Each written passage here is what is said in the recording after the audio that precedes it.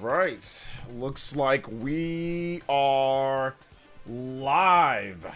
What is good, everyone? OJ here. Welcome back to the stream. Today we got a great show for you guys. Definitely excited to talk about video games. We had a lot of content on the channel today. Visions of Mana video that just went up, so make sure you guys be sure to watch that one. We're going to talk about a little bit about Visions of Mana stuff today, but I have a video about it, so of course we can reference that. We'll talk a bit about it, but we'll reference the video, of course. We've got Astro bot reviews and Waterman over here. Waterfire is trembling. I'm sorry, man. It just sounds weird. Trembling over a video game, like trembling. I mean, being excited is one thing, but just relax. Everybody, relax. It's okay. Well, you'll be all right. You'll be all right. Relax. Just relax. Relax, guys. It's good when a good game comes out. There's nothing to get trembling about. Like, if you're excited, then be excited for it. But like, that's just like, it's kind of weird, but that's okay. Hey, look, it's good to be excited about video games, man. It's good to be excited, but just relax. Just relax.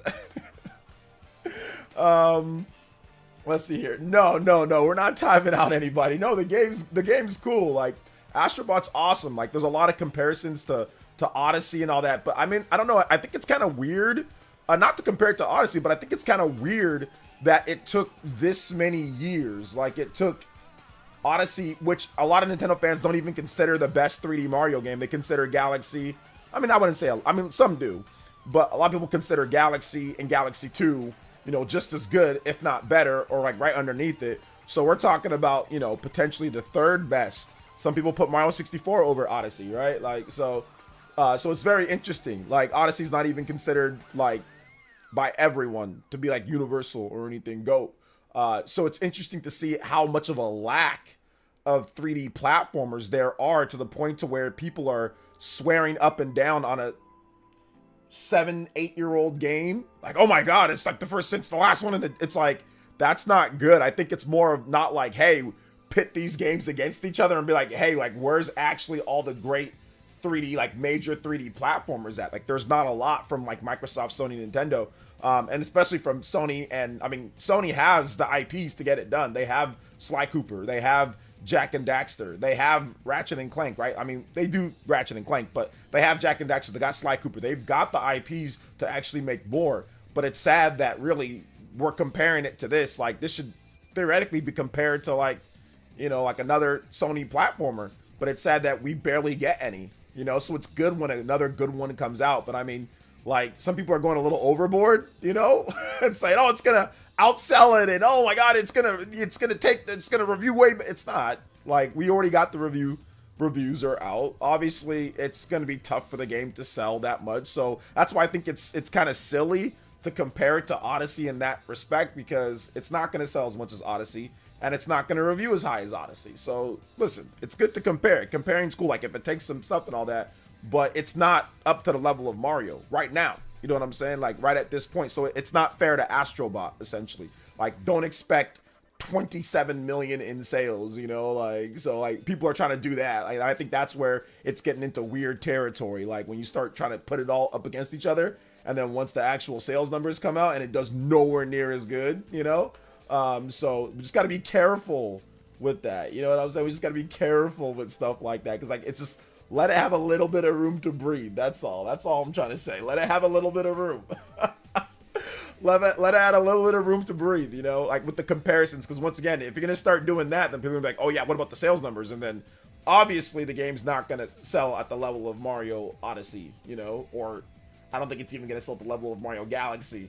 I'd be surprised if it even sold at the level of Super Mario 3D World, you know. So let it have its day, let it have its good reviews, you know, let it get all that before every single comparison from here to the earth comes down, you know. But I'm looking forward to the game myself, you know. Mongunzo with the Yo Toby Western, let's go with the big 15. So glad to see Astrobot getting love. Yeah. I hope the sales are as high as possible so that a message can be sent to Sony's clueless leadership. Own execs saying they don't have any IPS. Who is running the 4K twins these days?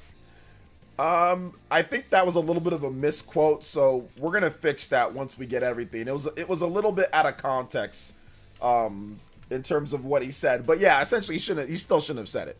Like at the end of the day, you know. Big love to my man Mongunzo. Big dono yesterday. Big dono today. Starting off the stream strong with a right off the back 15-minute extension. Let's go. You guys know how we do it here. Shout outs. Appreciate that. 15-minute extension. Let's get it. This is one thing's for sure. TJ is probably going to be Astrobot versus Final Fantasy. I mean, right now the front runner for Game of the Year is Astrobot. There's no ifs, ands, or buts about it. Right now, the front runner is Astrobot. It's the best reviewed game by a couple points now, or a point or two now. You know, and it's got the charm factor. It's got a little bit of the new factor.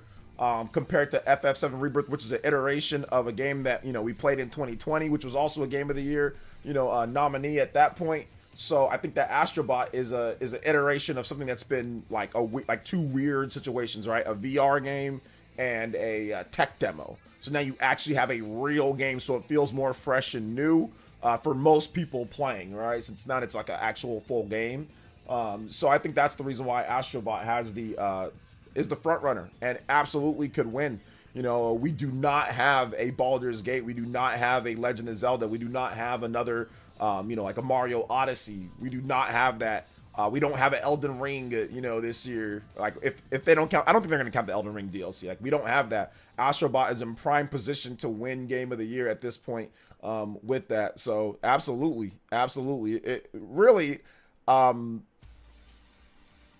FF7 Rebirth obviously is the second best rated, you know, new game of the year. So obviously it's going to be there with it. So yeah. Yo, shout outs to David V with the Orobudos. Blast. Let's go. Hey, how's your day today? Good. Can you play Fire Emblem Fates Road Taken? Good. It's been really good. And thank you so much for that big Orobudos. Blast. Hey, shout outs, let's go. Another one. Yo, we out here with the 30-minute extension. Let's go. Overclockbuster. Shout outs, thank you so much, Mr. David V. You are now the Hokage and Stream Ninja. Anybody does 20 more, you can put up my man David V at the top of the board. And yes, sir, we can play that Fire Emblem. I had some bad news happen to me. Bad news happened to me. Happened to my fam. But good news will be coming. Good news will be coming. So yeah, we'll see. Yeah, we still got Echoes of Wisdom. Echoes of Wisdom, I think, is gonna do good. I don't think it's gonna review as high as Astrobot, but we still got Echoes of Wisdom, so that's gonna be a thing. Like it's gonna be a good year, man. Like it's starting to shape up to be better than what people thought that it could be. So yeah. It's shaping up definitely better than what people thought it could be overall. So yeah, man, I'm very excited about the rest of the year. So yeah. Let's see, or it might be Astrobot versus Black Myth Wukong. Yeah, not Black Myth Wukong. Like I said, I don't know if that even gets nominated this year. Like legit, I don't think it even gets nominated. You know, we put together that list of games, right? And a lot of the games were on like the borderline, and I think that, you know, Metaphor Refantasio is coming out, and I think Metaphor Refantasio will take a slot. I think that's going to be a super like high 80s or low 90s rated game. It's harder for RPGs though to be, you know, like there's more areas for RPGs to mess up, you know, overall than other games. So you can't always go like, oh, it's going to be super high rated, but I do think that Metaphor is going to be really high rated. So I think that's going to take a slot. So I think Astrobot takes that last slot, man. I mean, right, we could have it right there. But once again, we still have Echoes of Wisdom, right? I think Echoes of Wisdom could take a slot from, you know, from Tekken, or could take a slot from Yakuza, the Infinite Wealth games. So there's still ways to maneuver. There's still a couple more games to come out that I think could be in there, you know? Let's see here. Yeah, we got exactly Metaphor in October, David. Big love. Thank you for the Fire Emblem Road Taken. You guys know this is one of my favorite songs. Big love to David V. Appreciate you, brother. Let's get you on the board here. You guys give him some love. If you guys want a music suggestion, just drop a dono any amount. Put it in your message. If you can't fit it with your message, that's okay. You can put it in the chat later if you drop the dono. So shout out to my man David V. Thank you so much, man. I appreciate your long-term support. Elite Ninja Roundtable, of course. Get you on the board here. Anybody does 20 more, you can be out. David, thank you so much. David V in the house once again. Back on the board. Appreciate you, man. Thank you for the big 20. Also, we gotta get the we gotta hit him up on the JoJo's. Gotta hit him up on the JoJo's. We're on the board. Sicilian with the $2 says great review rundown today. Sony needed a W badly. They really did. So, for those who don't know, Link's Awakening is an 88 on Metacritic, if I'm not correct. I think it's an 88. Echoes of Wisdom, from all the previews, looks to be significantly better than Link's Awakening. So that's why I think that it might be a little bit higher than your mid 80s, that prediction that you're talking about there. But it looks like so it's an 87, and all of the previews say that Echoes of Wisdom is better than Link's Awakening, or they're liking it more, or it has way more to it. So if Link's Awakening got an 87, it's a very good probability or chance that Echoes of Wisdom can get higher than that, based off the previews. So we're gonna have to wait and see. And I'm looking at the previews of the people who actually vote, who actually, do give review scores, IGN, people like that. I'm not just looking at people who just played it at PAX. I'm talking about people who actually, do review scores, like the big websites. So it's definitely possible. So we'll see. I'm predicting a 95 for Echoes of Wisdom and an 85. 95's a bit too high for Echoes of Wisdom. And the reason why I say that it's a bit too high for Echoes of Wisdom is because that's just too high for Echoes of Wisdom. Because that's just too high for... I mean, it'd have to be like a brand new big 3D Zelda to get somewhere near that high. The 2D, top-down 2D Zeldas won't necessarily do that. Those are probably not. But yeah, but we'll see. Let's see, the lid is about to get blown off with Switch 2. Someone who wasn't there for the build-up Switch 1, I'm very excited. Oh, okay, cool. Super Princess Peach Game of the Year? Yeah, right. Family game. Silent Hill 2. Yeah, Silent Hill 2 definitely looks good. I don't think it's going to review super high, though. I don't think it's going to review high enough to be Game of the Year, but, I mean, I do think that it's definitely going to do... It's looking better and better. It's definitely looking better and better than when they first showed it off. So there is that. Absolutely. Big love to Sicilian. Thank you for the $2. Appreciate that. And then Sicilian with another $2. So $4 total. Let's get that to 39 on the board. We are 6 away from another 45-minute extension already. You guys are on one today. Says, I expect Echoes of Wisdom will rate great too. Will Xbox answer? What does Xbox has? They have a few games this year, right? Don't they have? They have Indie. So we'll see how Indiana Jones works out, and then they have what else do they have this year? I mean they have a bunch like the third-party stuff, like the Call of Duty, and like they have all the stuff that Doom the Dark Ages, all the stuff that's multi-plat. So I mean, oh, we still have Doom the Dark Ages. We still got guys. Remember Doom Eternal got a 90 Metacritic, right? So Doom the Dark Ages, that's still a game. Oh, you know what, man? This is gonna be rough.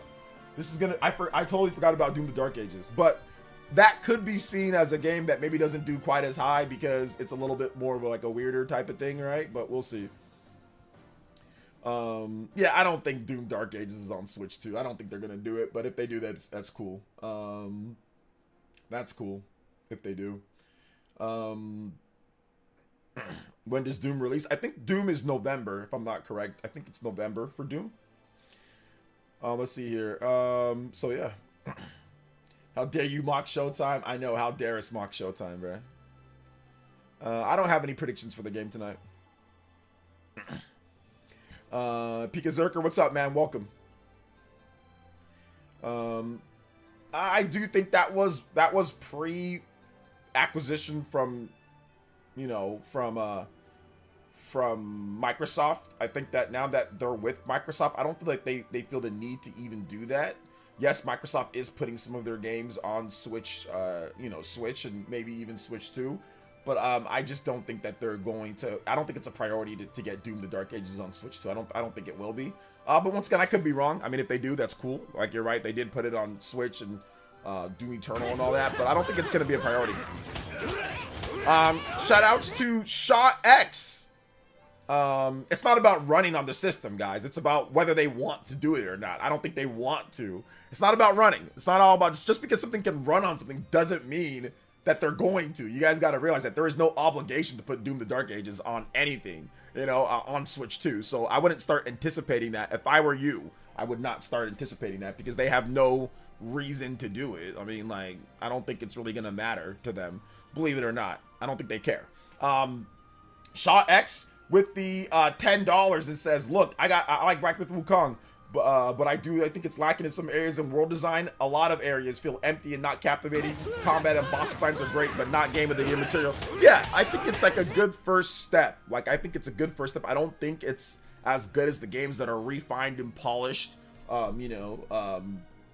this year. So I 100% agree with that. Big Shaw X with the JoJo. Thank you so much. I appreciate that. And I have to 100% agree with what you're saying. Like, I think that it's good, but it's not necessarily in the game of the year territory. Maybe for the sequel, which they are working on some DLC and they are going to work on like a sequel. Maybe the sequel, absolutely. I can see that being much better and them fleshing that out, you know? But yeah, I don't see, Black Myth Wukong even making it into the game of the year discussion, and especially with a lot of the games that are coming on right now really strong. Like, look at the stuff that we're getting, you know. I think that right now, I don't think it makes it. Sicilian also with the $2 says, did you see DSP admitted he is down from the rafters? So DSP actually admitted. I did see Duty's thumbnail that shows that he did admit that, or that he might have admitted that, but I wanted to, Sicilian, if you can type in the chat, so how did it go down? Like, I'm not watching, I'm not in the vortex right now, guys. I haven't been watching the videos or keeping up with anything. But yeah, DSP finally admitted that he was down with the Raptors spending all that money on I mean, which we all knew. I mean, we all knew that was him. I mean, anybody that was, you know, we all knew that that was his account because they proved that it was his account, you know? But did he actually admit it? Like, he, like, for real admitted that he used that account? Shout outs to Sicilian. Thank you for the 2. Can't wait for White Myth. Shout outs to Shaw X, man. Appreciate that. Also, guys, we definitely got another one. Let's do it. Overclock Buster. Let's go. Shout outs. Well, the little thing didn't play, but y'all know what I'm talking about. 45-minute extension. We are only 9 away from the next extension on stream. Hey, let's go, man. Let's get it. Hey, what's up, David? Shout outs. Sorry about it until February. Doom Dark Ages slated for 2025 with no official release date. Doom Dark Ages is not 2025 with no official. That is not true. Doom Dark Ages release. Wait a minute, is it really? I thought it was this year. Oh snap! Never mind. I'm stupid. Yeah, it says. Really? I could have swore I thought I saw a freaking 2024 release date. Wait, it's 2024. Why is it saying 2025? Set for release in... I could have swore I saw a 2024 release date. I'm stupid as hell, bro. All right, my bad. My bad. I'm stupid as hell. Because I could have swore I saw a 2024 release date on one of their Microsoft presentations. I could have swore I saw that. Okay, I'm done. Never mind. Doom the Dark Ages is 2025. So we talk about that. We talk about that next year. We talk about that next year. So yeah. May say, sister, you are missing a really good season of DSP, bro.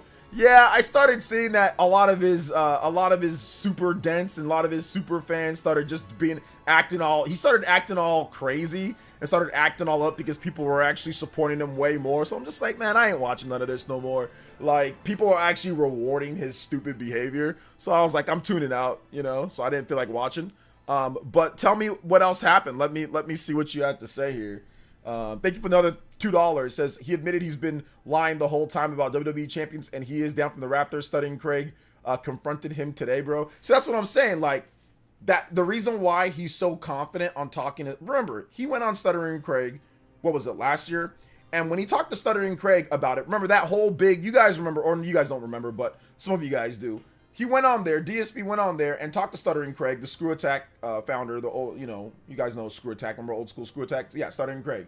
And he wanted to say, I'm not going to show you it. I'm not going to, he said, no, I'm blah, blah, blah. And then he went on a tirade saying that they're so terrible. They're this and that. They're the worst. I'm not going to be in drama and all this. And the only and now he's actually talking to Keemstar. He's talking to all these people that are drama that he said that he's not going to be into because his stupid fans are supporting him. You see what I'm saying? So I think like it's a grift. It's like a low key pig roach grift. You see what I'm saying? Like he's only doing it because he's getting crazy amounts of support. And he knows that, hey, I can get maybe even more support now that if I admit to things, not if I fess up. But when he wasn't doing as good, he was all being deceptive and he was lying and all that. So he's a snake. He's a scam artist. So I don't really feel like tuning into any of that. I don't want to be a part of it, you know. So yeah. But yeah, he admits that he's at now. What are people are still gonna go? He has his little King's tax and all this. Like people are dumb as hell. And then like the June the King documentary came out, and then he's got his stupid fans on there that are anonymous. Oh, I support him. I felt bad for, like, literally these people got something wrong with them, and he's taking advantage of these poor people on disabilities and things. Like it's ridiculous, man. He's a bum. He'll always be a bum, and I don't know. I just didn't feel like being part of the vortex no more, man. Like I just feel like, all right, let me just focus on what I'm doing, and let me just, you know, not waste time, you know, watching these videos and all that. Let's see here. But bet you anything he's still gonna hit all his goals. Bet you anything this weekend he's still gonna hit all of his goals, all of his crusty trash goals that he has of sitting there and guilt tripping his audience into giving him, you know, giving him something while giving them nothing back in return. Not playing any games with them, not extending the stream, not doing nothing. Like, bet you anything that's gonna be the same. Anyway, whatever. Are you getting Switch 2 on release? Why would I? Of course I'm getting Switch 2 on release, Fried Chicken. Come on now, bro. Of course I am. Because I still think Black Myth Wukong might win Player's Choice, but I still think, yeah, Player's Choice, it definitely has a chance at, I mean, it's China. They're going to definitely tell them to, hey, vote for it on Player's Choice. Yeah, I think it's the front runner for Player's Choice right now. To be honest, I think it's the front runner for Player's Choice. It's the most, right now, it's looking like it's the best selling game this year. Like outside of that, you know. So yeah. Sean Halmeright with the 39 months tune-in tier. Shout outs to my man Sean Halmeright. Thank you for the tune-in tier. 39 months. Says, trust me, DSP is not playing games on stream. Is a blessing for his watchers, bro. Is trash. Dude, him talking, bro, he can't, him talking is trash. His voice is squeaky and annoying. He drinks soy milk. He's got like weird man boobs. Like the dude like he's a weirdo. Like he's a complete weirdo. Like no, I don't mess with that dude at all. Not at all. Like hearing him talk is annoying. Him playing games, like, yeah, he's bad at them, but like even hearing him talk is annoying, bro. So like, why does his voice get less masculine over the years? Like, go back and look at it, hear his voice from when like the early days of YouTube, and hear his voice now. He like sounds more like feeble and like feminine. Like it's weird. That's what I'm saying. I think he's drinking like soy milk or something. I don't know. Like anyway, he's acting weird. That dude's goofy. I don't mind roasting him because he's a goofy weirdo, dude. So it's all good. But like literally, like go hear his voice, bro. Like dude's 40 years old. Like I get that. Yeah, you're going to lose testosterone. You know, as you get older, it's not as good. But like all he does is just sit there all day and stream. Dude don't do no exercise, don't work out, don't do nothing else but sit there and stream. Has like no actual like long-term plan or goals, no nothing. I mean, it's just weird. He's just, like I said, he's a weird dude. And like I said, he's a guilt-tripping, goofy dude that takes advantage of disabled people. I can't mess with it, man. I can't mess with it. He's always playing victim about everything, always crying and whining. He's a big-time liar. Look at that. He is down from the Raptors, right? So he was taking all that money that he was making from vest streaks and vest goals, and he was just spending it on WWE champions. He was just spending it on a mobile game. Like, he's a bum. He's a fraud. Like, nah, I can't mess with that, man. Weirdo. Astrobot or Space Marine? Astrobot. I ain't playing no damn Space Marine. Let's see here. So, let's see. I'm going to go Arnold Schwarzenegger from Jingle All the Way to get Switch 2. All right. Says voice is mad. Yeah, voice is mad annoying. Of course, Chinese players can vote for the. Well, I mean, are you guys have listen, I don't know all the rules and all that in China. Y'all have access to the normal game awards and internet stuff, right? Unless you use like you said that you have to use a VPN, right? But also, I mean, yeah, y'all will have access if you use a VPN. You'll have access. But I mean, I think that the government actually might want you guys to go vote, so maybe they'll like be cool with the whole like not use, like they'll allow that website to let it come through if Black Myth Wukong is player's choice, right? So let's see here. Shout out to Sicilian Gamer with the $2. Says, listen, dude, I just need to pay my back taxes. Seriously, man. Shout outs. Thank you for the $2, Sicilian. I appreciate that. Let's get it. 56 on the board. We are out here, boys and girls.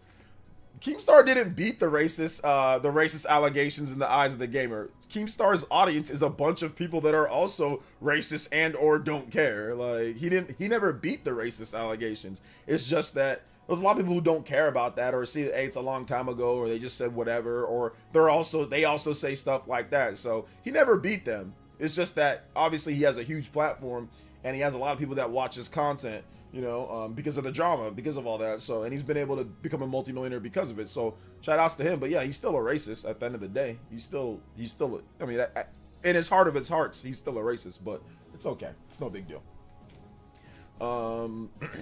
So if GTA is streamed on Billy Bill, China's YouTube, like last year, that it might get vote. Yeah. So there you go. So I'm pretty sure they're gonna have the government will have vested interest in letting, you know, making sure y'all don't gotta use VPNs and all that stuff to watch the Game Awards or to vote, at least to vote for Black Myth Wukong. All right. So I mean, we got new sales numbers. The game has sold 18 million units so far. So that's like, that's crazy. This is gonna be like a 20-something million seller. Maybe by a holiday, it could be like what, 30 million? I mean, at this rate, or at least 20-something million at this rate. So yeah, it's looking really good.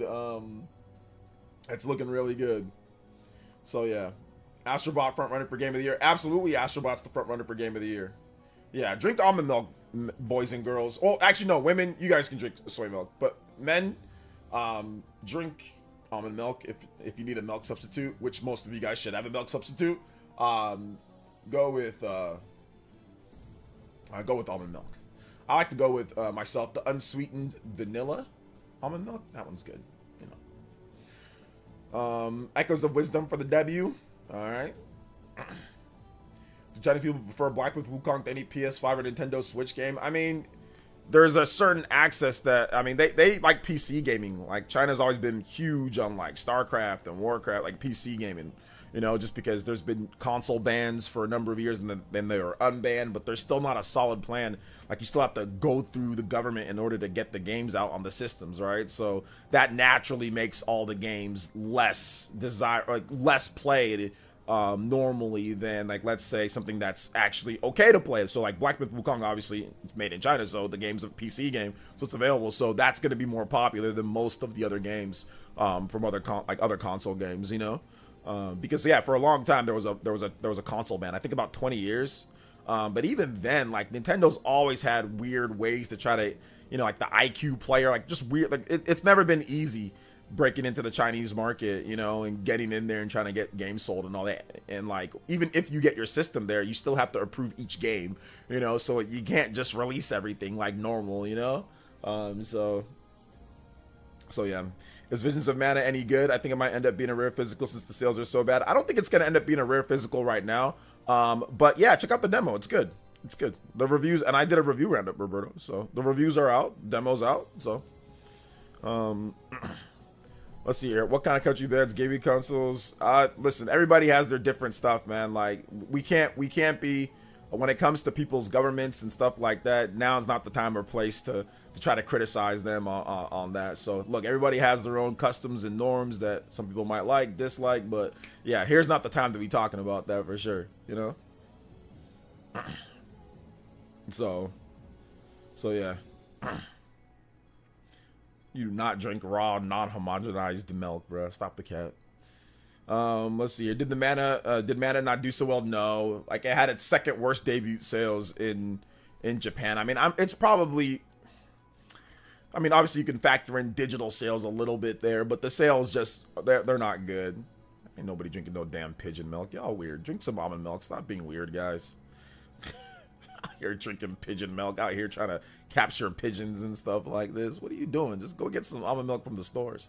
Stop being weirdos and trying to drink raw milk and all this. Y'all looking like Carl from Johnny Bravo talking about I drink raw milk, I drink pigeon milk. Bruh, stop. Stop the cap, y'all out here with noodle arms drinking pigeon milk and all this. Stop the cap, guys. Listen to what I'm saying. Don't be weird. Oh,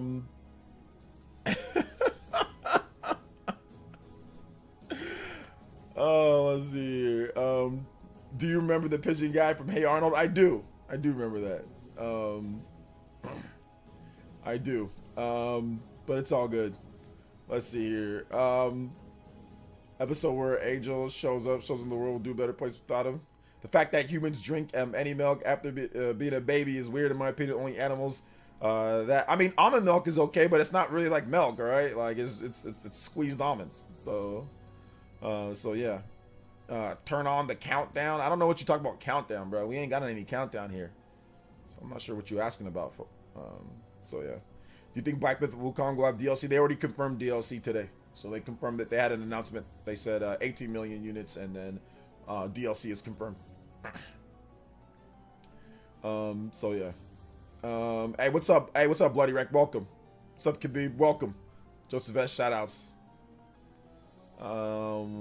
Shoutouts. I think Australia has banned video games. I think sometimes they've banned like certain games, but Australia, for the most part, they'll allow most games. I mean, sometimes Germany has banned certain games. I think like Wolfenstein, like anything like with Nazi stuff is like banned in like Germany. I think they lifted that though. But yeah, for a long time, it was like you can't have any of that. So like Wolfenstein and certain games might be banned. So I mean, there's various different. I mean, Japan's banned some games. Mortal Kombat is banned in Japan. I mean, but it's very easy to get your hands on any of these games in these countries. Well, I don't know about China as much, but when it comes to like, let's say you wanted to play Wolfenstein and you're in Germany, all you got to do is use a VPN and download it. You know, like that's all you got to do. Or you can just import it. They don't have any restrictions on imports, so you can just import the game. You know, if you really want the game, and if you're in Germany, you want Wolfenstein, just import it.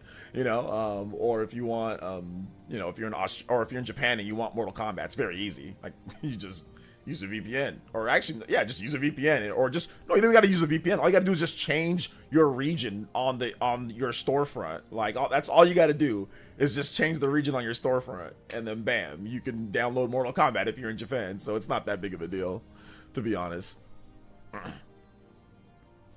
That's why Blitzchung controversy was a thing. Blizzard is too popular in China, so they had to silence the Blitzchung dude, unfortunately, in the backfire battle. Yeah, I remember that. That did backfire. I was actually thinking about making my own almond milk. It's pretty easy to do. Yeah, that's too much work. I'm good. I'll just go buy it from the store. Astrobot sweep in the house. Let's go. Astrobot sweep. Let's get it. Banned. Let's go. They better not shut down the game. They better not shut down the game. What game? Hey, what's up, JCat? Visions of Mana Steam CC is half of the CC of Trials of Mana. Hey, what's up, JCat? It's good to see you here. Welcome, young lady. So it's not looking good internationally either. Yeah, it's really not. It's not looking. People are saying, oh, well, what about the international sales? Listen, guys, whatever happens in Japan for like a Japanese RPG is usually blown up a bit more. There's very few Japanese RPGs that come out and they don't do well in Japan, but they blow up here in the West. Like I can't think of any. Usually if a Japanese RPG does good in Japan, it's gonna do good in the West. Like it's because like there's just more people here. And obviously, okay, yeah, the game is just gonna do better. But if a game doesn't do well in Japan, like a Japanese RPG doesn't do as well in Japan, like, yeah, I'll do better probably in the West, but that doesn't mean that the sales are really good, you know? So that's why I'm hesitant when people are saying, oh, well, what about, you know, the Western sales? I'm like, usually the trend is if it's not hot in Japan, it probably won't be too hot here either, you know? So yeah.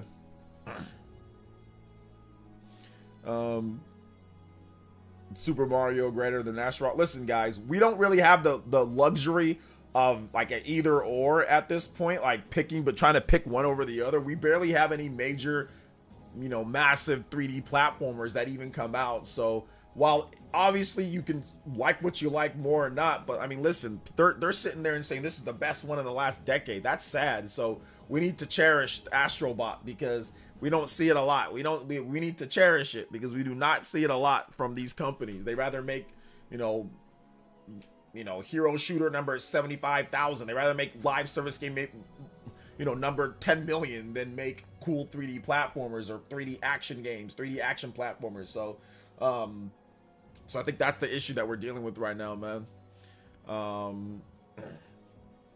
That's the issue. Metaphor's still going to be game of the year. You know, at this point, Metaphor is going to be nominated. So I think it's going to still be nominated now that I know that Doom Dark Ages is next year, which I could have swore that game was this year, but it's next year. But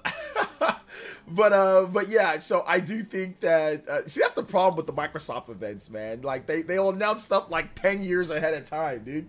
They'll announce stuff like so far ahead of time. So you're sitting there waiting for freaking, how long are you waiting for this game? But yeah, man, I think Metaphor is still going to make it. So, this Astrobot looks way better. Sorry. Way better than what? I agree. We should be celebrating Astrobot regardless. Less live service. Exactly. Less live service. There's probably not going to be another Nintendo Direct. There's not going to be another Nintendo Direct this month. I don't think so. I mean, you never know, but I don't think so, but we'll see. Mario and Astrobot can coexist. I mean, of course they can, but it's like the fanboy wars when you're talking about people, you know, so bringing up this and bringing up that. It's kind of like that. Some of the fanboy wars, obviously the competitive, just like 3D platformers, because like we're in the gaming space, so that's really what it comes down to. It's not like an either or, of course not, you know. Clearly it's not, because PS5, the game's not going to sell 27 million like Mario Odyssey. Like, I'd be surprised if even, I don't think it's even going to reach Galaxy. All right? I mean, it'd be lucky to get Galaxy 2 numbers, which I think Galaxy 2 is like, what, 7 million, 8 million? So it'd be very lucky to even hit those numbers. So, I mean, obviously, the more 3D, like great 3D platforms that we have, the better, right? So same with the $2. Thank you so much. We going further. Let's get it. Even further beyond. 2027 is going to be the year of Xbox. 2027, I promise. I think that might be true. I think that might be true. Shoutouts. Let's hope Astrobot beats FF7 for Game of the Year. Right now, it's the front runner for sure. Like, I don't think FF7 is gonna beat Astrobot. I don't think it's gonna beat it right now. Right now, it's the front runner. But we'll see. We'll see for sure. I'm sure the Astrobot devs will be the first to say how much Mario influenced them. Yeah, of course, of course. I mean, you can see that. I mean, if you play, look at the game. I mean, clearly it's been influenced by like Galaxy and by, you know, other 3D Marios, other platformers just in general. But once again, that's fine. Like, there's nothing wrong with having inspiration from previous games. So yeah.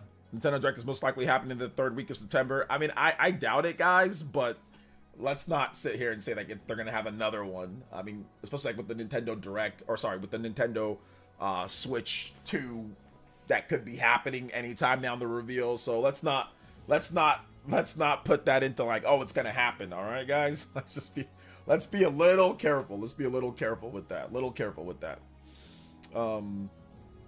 Let's see here. Hopefully Astrobot can sell 20 million. Let's not be negative. I think that you're a troll, Dewa. Like, I think that you're a troll. I'm almost positive you're a troll at this point. Like, I'm almost positive you're a troll. You can't be for real. Nick93 with the $1.99 says top 3 rated games of this year only on PS5. Top 3 rated games. I mean, Elden Ring is one of the top. If you're talking about like Metacritic top rated, Elden Ring is the top rated. So I'm guessing you're talking about not DLC as well, right?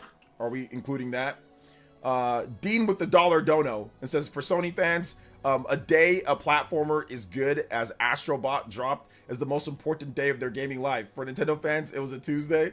A little tired of Sony fans making everything a competition, to be honest. Please play Daredevil from AC7.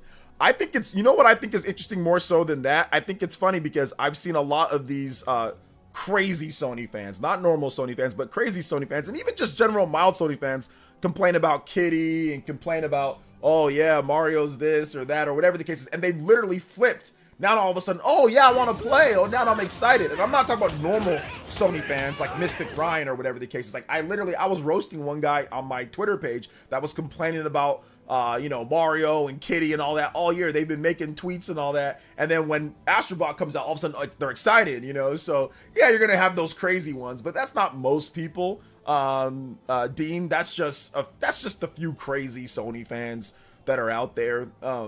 Overall, so it's not everybody, but you know what is for everybody? You know what is good for everybody? It's this right here, and we going with the 1 hour extension. Let's go. Mario Galaxy to me looks more like a Super Kirby and Forgotten Land. There's some, because like the movement in the game is more Galaxy than Kirby. You know what I'm saying? Like Kirby's it's a little bit different, right? But I can see what you're saying, Julius, for sure. Thank you to Nick93, appreciate that. Thank you, Nick93. Thank you for the $1.99. Dean, thank you for the $1. Appreciate that, guys. Let's go. But yeah, PS5. Like I said, in a year that obviously not as strong as last year. Definitely. Let me look at the top ones because I'm pretty sure Elden Ring is the top game. So let me double check. Explore best games of this year. Okay, yeah. So the best games of this year, if you're looking at like the top games, I mean, yeah, you're including what you're doing. You're excluding. I don't know if you're including Elden Ring, but Elden Ring is the top rated game. Elden Ring Shadow of the Erdtree, that's 95. Astro Bot's 94. That's number 2. Final Fantasy VII Rebirth is number 3. Animal Well is number 4. Baltro is number 5. The Last of Us Part 2, the remaster, is number 6. So I'm guessing you're excluding Shadow of the you're excluding the what's it called? Shadow of the Erdtree. You're excluding Animal Well, you're excluding Baltro, and then you're just using Astro Bot, Final Fantasy, and The Last of Us. That's what I'm guessing you're doing, Nick93. Because yeah, there's 2 in the top 3 at least, and Elden Ring is the number 1. So let's see here. Plus there's a competition for 3D printer platforming. It'll only be 3D printer platforming. What's that? Will be only drive Nintendo to do even better. Yeah, I don't think Astro Bot really drives like Nintendo to do anything. Like I don't think this has a like Nintendo's already been making the next 3D Mario game that's going to be incredible. They've already been developing that, and they go off of the themes and what they want to do, the ideas. They don't really let other stuff impact them at all. So I mean, I don't really see it even being like an impact at all. How's it going? Are people still doing the whole there can only be one? Acting like there can only be one great platformer.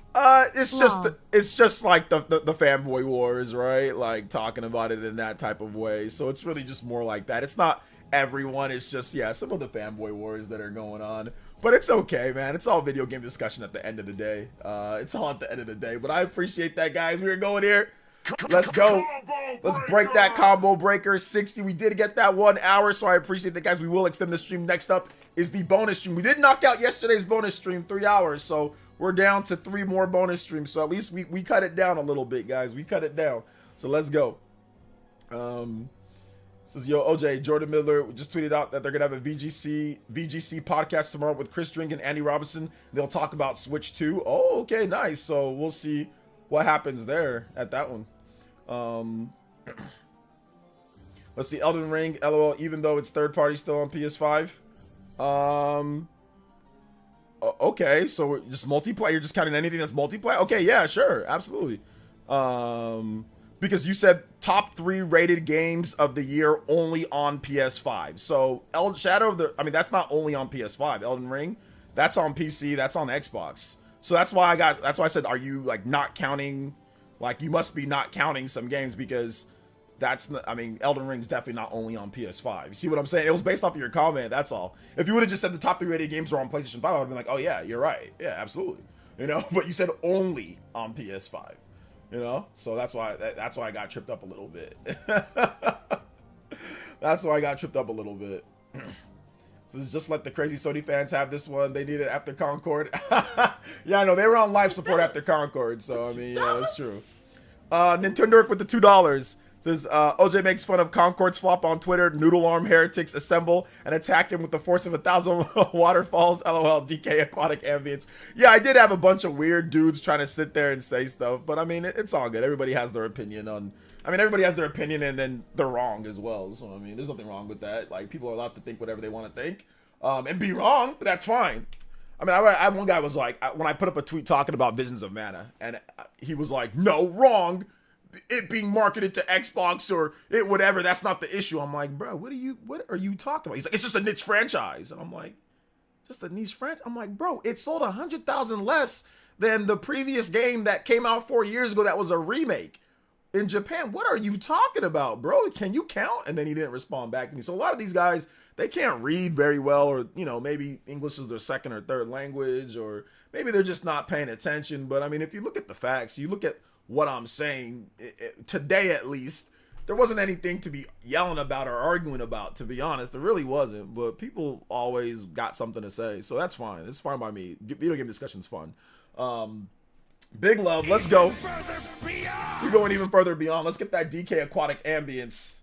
DK aquatic ambience.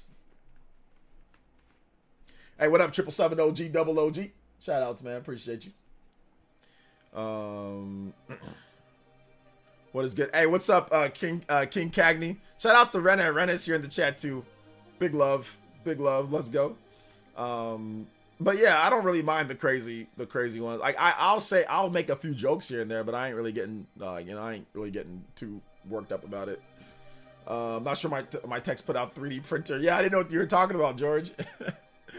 It'd be so cool for Nintendo to celebrate its older properties, like Astro. It kind of does the same with Smash. Yeah, that's kind of Smash. Smash does that a lot with the older IPs. I mean, you got the interactive stages, you've got the items, all that stuff is a celebration of all of their old IPs. I mean, to be honest, even kind of more than Astrobot, because Smash kind of like I said, it gives you a ton of items. It gives you a bunch of different stuff that you can even go, like the levels that you can play through.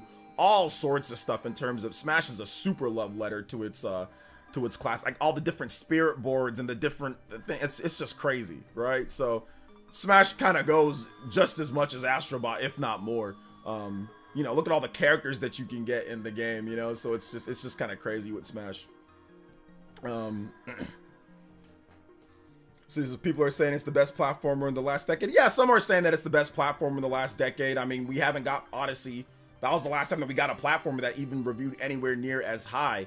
I'm going to be playing the game myself, so I'll definitely check it out. You know, I'll definitely check it out. But yeah, it's definitely, some people are saying that. Some people are not. Some, like IGN this is what IGN said. Yeah, like, we gave it a 9, and people were asking, why not a 10? Why not? Because, you know, the crazy Sony fan base complaining that it's not a 10. So basically, they said, yeah, they don't think it's as good as like Mario Odyssey. It's sad about Visions of Mana, but it makes sense. Mana fans are mostly on Nintendo. Yeah, it does make sense that Visions of Mana. I mean, it is what it is, right? It is what it is with that one. It is what it is. Like, I made a video talking about it today, so make sure you guys check that video out. We'll talk about it again maybe tomorrow too. So yeah. We'll see. Hey, what's up? But shout outs to Justin. Thank you for the $3. Big love to Justin, the general.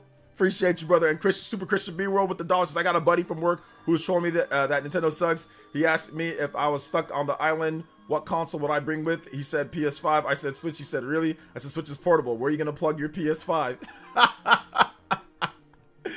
I think he promptly moved the goalpost after that, right? Like, he definitely promptly moved the goalpost after that one. Like, well, no, there's power and there's electricity somehow, and there's a TV. Then again, I mean, I guess you can bring like a portable, you know, batteries and all that, portable TV, portable batteries, portable whatever, right? So yeah. IGN didn't give it a 7. No, they gave it a 9. They gave it a 9. Hey, what's up? Super hyped about Astro tomorrow. Reviews look insane. Looks like the best 3D platformer since Odyssey. Yes, I do agree with that statement. That is definitely one of the best, if not the best 3D platformers since Odyssey came out. Absolutely. 100%. Why on earth did they not make a Switch port of Visions of Mana Insanity? They miscalculated how popular the game would be going forward. I think, here's what I think happened. What I think happened is that obviously they did Collection of Mana, right? and Collection of Mana did well on Nintendo. I don't know if it's on any other platform, but whatever. But I think Trials of Mana came out. That was the test run, okay? And when Trials of Mana came out, Trials of Mana had strong PlayStation 4 sales in Japan. It sold over 80,000, actually outselling the Switch version, not including digital, just physical only. The PS4 did better, right? PS4 version did 80,000, Switch version did 70.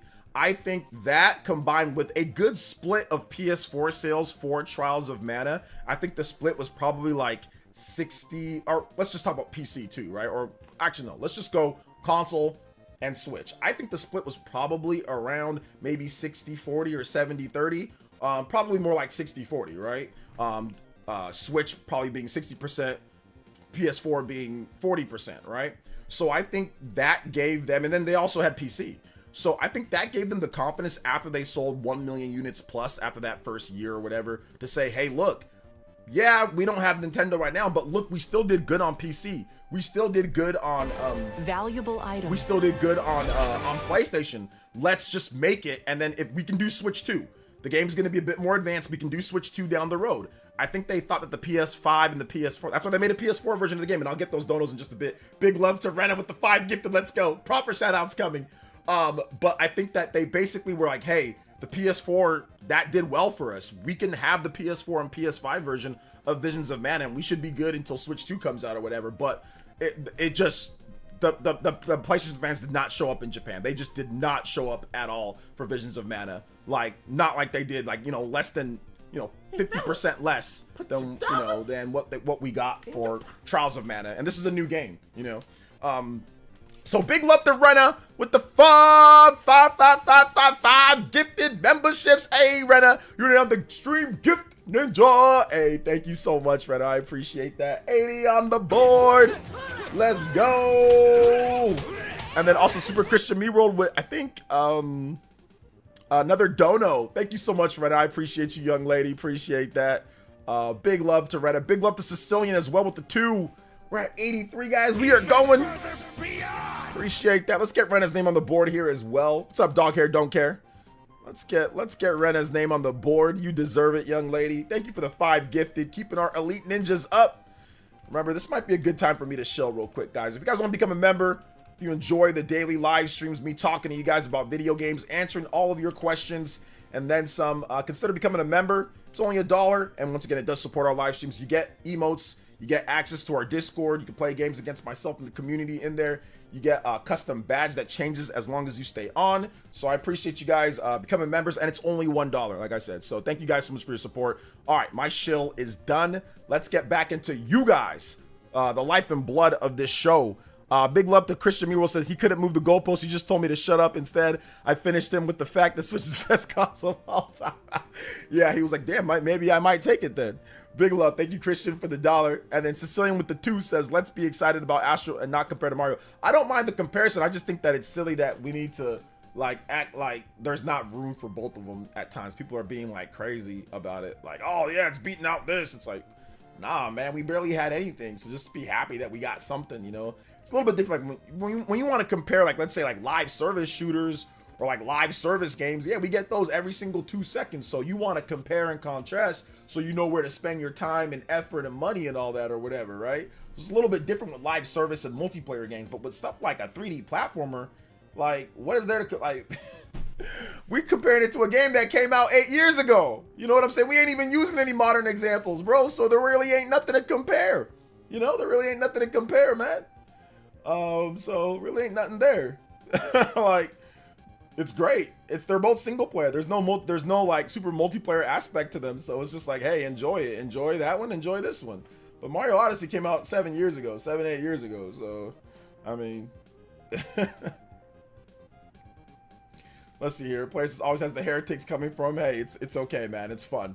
It's part of it. I signed up for this. When you want to become a content creator, you better have a little bit of thick skin. You better have that, and you better be ready for people to say the stupidest stuff to you. And you better be ready to make sure, and better be ready for other people to call you out on your stupid stuff too. You better be ready to get called out on your stuff and say, to have some humility and say, yeah, you know what, I was wrong on that, you know? Like, like for example, like that, I was watching a vid, bro. This man, Dreamcast guy, bro. I don't know how I stumbled into this vid, bro. This man was complaining about Piranha Plant, the Piranha Plant DLC. Shout out to a Dreamcast guy, but this was just funny. He was complaining about the Piranha Plant DLC wiping your save file. This dude didn't even have the Piranha Plant DLC. And he was holding his Switch in his hand. And it didn't even have the product, bro. Didn't even have it. He was saying, "Oh, I erased my save file, bro. It wasn't even there." What you talking about? You never had it. Oh man, so it's just like I said, right? And so yeah, he took that. That was, and the reason why I mentioned it is because he deleted the video or unlisted the video and said sorry and all. But sometimes you got to be able to take the L, as a content creator. It just reminded me of that for some reason. Remember that, bro? I was like, I remember when I first saw the video, I'm like, why isn't Piranha Plant on the screen? That's what I was thinking to myself. I remember watching this video complaining. I'm like, okay, yeah, it's not good, but why isn't it on the screen? And then I started seeing other people talk about it. I'm like, oh no, this is not good. This is definitely not good. I don't think he actually, I think he kind of like lied about it. Oh, I was wrong. But yeah, that's the first thing that I noticed. But anyway, like I said, the point is this. You got to be ready to take the L's, right? The point is, I've said things that I was wrong on. My Dragon Quest video, Dragon Quest Monsters, I was completely wrong. I took the super L on that one. You know what I'm saying? I took the super L on that one. And people were bashing me in the comments. I said, yeah, I'm wrong. Yeah, I'll take it. I'll take the L. I'll take the L on that one. So yeah, man. But it's all good though. Let's see, in the PS2 era or even the N64 era, we used to have so many 3D platformers. We did. It's not like that anymore though, man. Not like that anymore. Big love to Rena. Appreciate you, young lady. Thank you so much. We got here. Even further beyond. Even further beyond. Let's go, guys. We are only 17 combos away from that 100 and that limit break. Another bonus to add on. We like I said, we had 6. We knocked out 3. I'm so happy that I streamed yesterday and I'm streaming today and I'll stream tomorrow. And I'm streaming on Saturday, so I'm so glad that we got that knocked out. I hope, man, maybe we'll do 7 days. Maybe I'll even be up for Sunday. We'll see. Maybe. We'll see. Let's go. I want Astro Bot, but my backlog is so much. Yeah, the backlog is crazy. It's not like Mario was lacking in sales anyway. Mario is not lacking in sales. Do a McCast guy blunder? Do McCast guy. So they can't catch a break with Sonic platform. I bet they thought they had this fall all to themselves.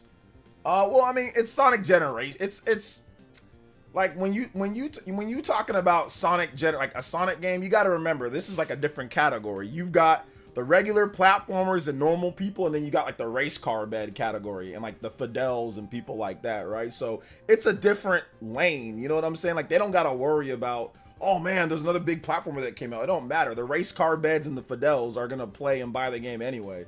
So I don't think they're really too worried about, Astro Bot, coming out and all that, because Sonic fans are a different breed. And they're gonna buy the game regardless. So, yeah, you might not get some fans that are like, oh, I'll just play Astro Bot instead. But I think a lot of people are just gonna, like, the people that want Sonic are gonna pick up Sonic, So let's see here. I was describing your channel to my friend, and I said you are the Trent Williams of video game creator content.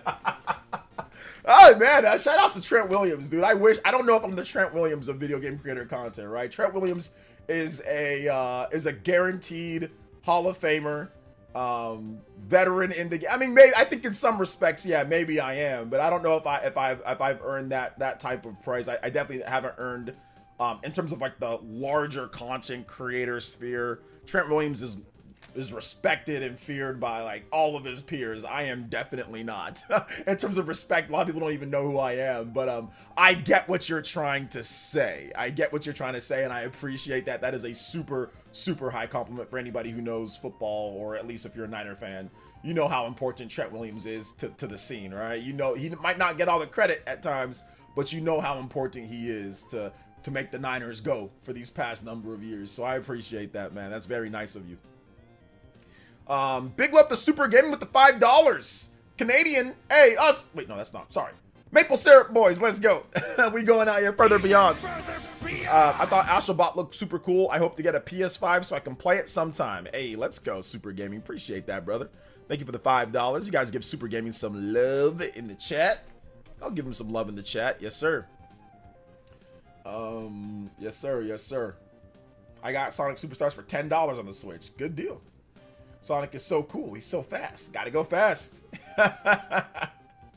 How long is Astrobot? I saw somebody play through it in about 9 hours, and he wasn't rushing through the game, but he was going through it directly. Most reviews said anywhere between 10 to 15 hours on a single playthrough.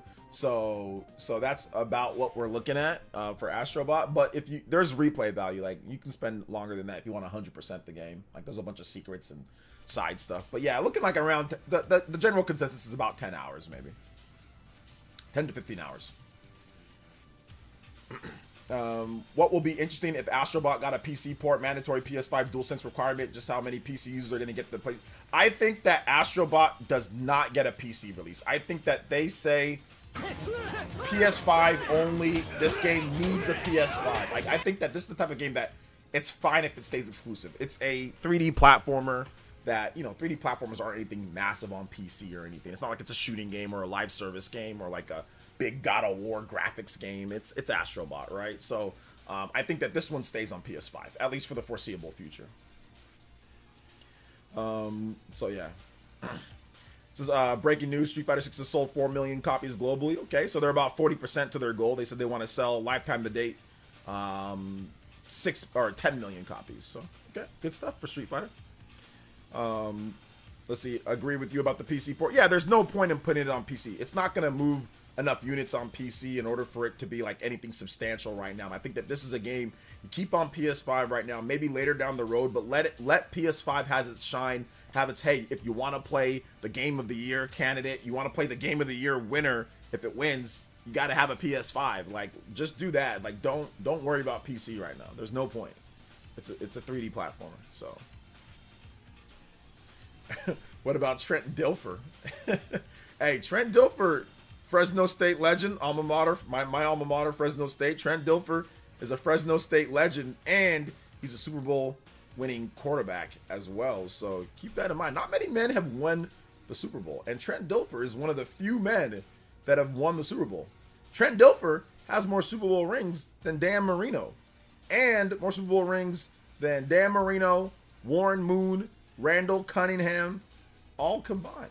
So do not disrespect the Trent Dilfer. Do not disrespect the Dilfer. So yeah. OJ nowhere near Trent Williams. Nowhere near. Oh man. I mean, that's all good, man. You're you know, Pro Joe. I would definitely say that you're nowhere near the Trent Williams of commenters either. You're pretty low on the totem pole as well. So, it's all good. It's all good. I'm going to call you the Sam Darnold of commenters. So how about that? I'm going to give you Sam Darnold. Sam Darnold. Or wait a minute. No, let me give you somebody else. Brock Osweiler. Let me give you the Brock Osweiler of commenters here. Yeah, I'm going to give you Brock Osweiler. Show up every now and then and do something good, but most of the time you ass. Most of the time you ass. But no, it's all good, man. I'm just messing with you. Brock got paid though. Psh, exactly. Pro Joe's a member right now, so it's the same thing. Looking pretty good with that Renangon badge next to his name. Oh man. Cal Ripken Jr. is awesome. Trent Dilfer, Google it. I don't need to Google Trent Dilfer. I know all about Trent Dilfer. Like I said, he's a Fresno State legend. So yeah. My mom keeps saying that Prescott will eventually take the Cowboys to the Super Bowl, which I don't believe. Yeah, your mom's a delusional Cowboys fan. Do you think Astrobot will maintain a higher score than Zelda? Well, I mean, we don't know what score Zelda's going to get. So do I think Astrobot will have a higher score than Zelda? Yes, I do think that Echoes of Wisdom will not score that high. I just don't think that game's going to score that high. I mean, Tears of the Kingdom definitely kind of dipped. I mean, it ended up getting a 96, but it dipped to a 95. You know, so even Tears of the Kingdom was pretty close to Astro Bot, and that's Tears of the Kingdom, right? And Breath of the Wild's 97. But yeah, guys, you guys don't understand how hard it is to get that high of a score. I don't think that there's really gonna be any game released anytime soon, major game, that's gonna have a 94 average. Like, that's really hard to get. Like, if you go look in the history of gaming, there's very few games that can achieve 94 and up. It's very unlikely. It almost never happens. It's not common at all for a 94 and up. So keep that in mind, boys and girls, ladies and gentlemen. Nah, Astro's not overrated. It's a good game. It's a really, really, really good game. I think it could be around 89 to 91. Yeah, I think it's going to be high 80s. I'm going to go with high 80s. Although I was off on my Astrobot prediction.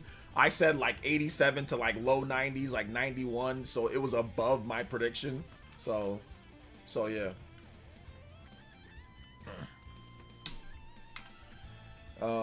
Let's see. Mario Odyssey and Breath of the Wild at 97. Those are both at 97. Yes. Yeah, it's not easy, guys. It's not easy. It's really difficult to get a score that high. Really difficult. Zelda will be similar to Link's Awakening Metacritic. I think it might be a little bit above based off of the previews. The previews all are giving it like glowing previews from the people that actually review the games. They're all saying, oh my gosh, it runs better, it looks better, it plays better, it's more inventive. Like, it gives us our dungeons, plus it gives us our Breath of the Wild nonsense, you know? So like, a lot of people are saying that it's better than Link's Awakening, and Link's Awakening had frame rate issues. Apparently this one fixed those, but we have to wait and see. So I mean, if they fix the frame rate issues, and if they have dungeons, and if they have Breath of the Wild gameplay, which it seems like they do, and all that, and if it's compelling enough, I think it can actually do a bit above Link's Awakening. Like, I think it can do like a 80, like a 89 or so, maybe even 90, maybe even a 90. But yeah, I mean, I don't see it doing the same. I think it's going to be a bit better than Link's Awakening. I think it's going to be a bit better based off of the previews. But we'll see. Are you surprised that the short length didn't hurt Astro's score? No, I'm not surprised, because we've been getting pummeled with long games all year. So the reviewers had enough. We've been getting pummeled with live service, with play for 5,000 hours. So in the past, yeah, this would have hurt the game, right? But the fact that we've been getting just absolutely destroyed with long games, they said, good, it's something that we can just play and review in a decent amount of time. So reviewers are giving it the benefit of that situation. And there's no fluff, you know. They get the game for free. There's no fluff. They're not worried about, you know, about the value necessarily per dollar when they're just playing something that's fun. But a lot of reviewers are saying the same thing. Fran from IGN was like, you guys stop whining about our score 9 out of 10. Stop playing your damn live service games and just play Astrobot, you know, like, just give it a chance. Stop complaining. It's great, you know. So they don't care. So basically what I'm telling you is that they don't care. They do not care that the game is short. They don't care. Because it's a platformer. It's a 3D platformer. It doesn't need to be super long, you know. What's up, Imperial? Watching from the UK. I'm a PS5 and Switch nerd. It's cool that PS5 has these quirky, good exclusive games. The main reason for me to make the jump to PS5. Yeah, it's good. I mean, better games is good. It's always good for everybody. So yeah. John Sally of commenters. Okay. John Sally. Shout out to John Sally. He's a NBA champion for the Chicago Bulls. And I think also the Detroit Pistons. Did he win with the Pistons or just the Bulls? Let's see. Yeah, some do complain that there's not a 10 out of 10 for a certain game. The Sony fans were complaining that IGN didn't give it a 10 out of 10 because I mean, obviously they're looking at that Metacritic. So it's really not about the fact that it didn't get it. They're looking at it at that Metacritic because they want to get it to Mario Odyssey. Or they want to get it, you know, to #1 for the year. They want to get that Metacritic up, you know. So I think that's the reason why they're complaining. Some of them were complaining because it's about the Metacritic score. It's not about, you know, they're already going to buy the game. The people, I mean, they're going to buy the game, right? But they're like, oh, that 9 out of 10 hits the Metacritic, right? So if you want to get a 95, 96, 97, you really can't be getting a lot of 9 out of 10s. You gotta either get, like, a lot of review sites, they either go like, they just go by whole numbers. They'll go, you know, 1, 2, 3, 4, 5, 6, 7, 8, 9, 10. They don't really do a lot of points and decimals all over the place. It's either whole numbers or halves, right? And IGN usually just goes whole numbers. So it's either a 10 or it's a 9. And that 9 bumps the score down because, like I said, you gotta, in order to get higher up, you can't be having, if you average a 9 out of 10, or if you average, let's say 10, you know, 10, you get like 10 10s, right? And then you get like 10 9s. You're gonna have like a few 8s and all that, and it's gonna put it down to about a low 90s, right? You're not gonna be able to get that Mario Odyssey score because in order to get Mario Odyssey score, you gotta have 10 out of 10s from like damn near everybody, right? Like it's gotta be flat out 10 out of 10s. Like everybody's just giving you 10s. You know, so that's why it's so difficult, you know, to even get a high score above 90 because you just need so many damn high scores. So for example, let me give you guys the rundown, right? So 123 reviews, 97 for Super Mario Odyssey. And this is not for comparison, but I'm counting here. 1, 2, 3, 4, 5, 6, 7, 8, 9, 10, 11, 12, 13, 14, 15, 16, 17, 18, 19, 20, 21, 22, 23, 24, 25, 26, 27, 28, 29, 30, 31, 32, 33, 34, 35, 36, 37, 38, 39, 40, 41, 42, 43, 44, 45, 46, 47, 48, 49, 50. Hold up. I think we're at 50 here. 50. Hold up, it's not putting up the other scores. All right. 50. Yeah, we're still going. Yeah. 50. 51, 52, 53, 54, 55, 56, 57, 58, 59. So it's got about almost 60. And I think I maybe miscounted one. So it's got 60. Mario Odyssey's got 60 10 out of 10s.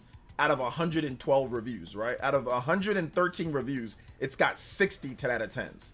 So that's what you have to do in order to get that high, right? For that Metacritic score. You've got to have like overwhelmingly 10 out of 10s, like nearly half or like most of it. And then even if you look at that, like let's just talk about like the 95s and up. Dude, there's like 20 something 30 95s and up, right? So and there's barely any 7 or 8s. There's 1 7, there's 1 2 3 4 5 6, and there's 6 8s. There's just barely, and everything else is either 9 out of 10 or above, right? So that's the reason why they are pushing for it. Like, what's going on here, IGN? You know, like, do you think Mario Odyssey was too easy? No, because if you do all the extra content, that thing's stupid and hard as hell. So no, absolutely not. I hated it.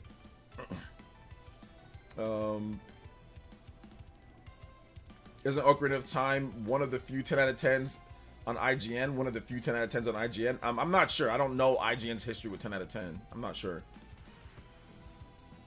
Wait, well, they gave it a 7.8 to be honest. To be fair, to be fair. Well, to be accurate, to be accurate, they gave it a 7.8 out of 10.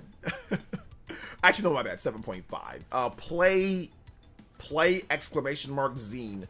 They said, though a really neat game, Super Mario Odyssey is an utterly underwhelming adventure for every long-term Super Mario fan in existence. No, unless Cappy brainwashed you. In that case, you are satisfied. You are a satisfied zombie customer now. No, seriously, only a zombie would find a healthy challenge in this pleasant but disappointingly easy Super Mario Walk in the Park. Sorry, Odyssey. I don't know if this person was on drugs when he wrote this last part of this review, but he sounds like a complete moron. I mean, and I don't have a problem with the score. Like, the score is fine, but he sounds like a complete idiot. Like, like I said, I have no problem with the score, but that last part there, he sounded like a complete moron. Sound like a complete moron. That last line was not inventive at all. Not inventive at all. Not one bit. It's a foreign website though. I'm not sure where they're from. I think it's like it's a foreign website though. But anyway, yeah.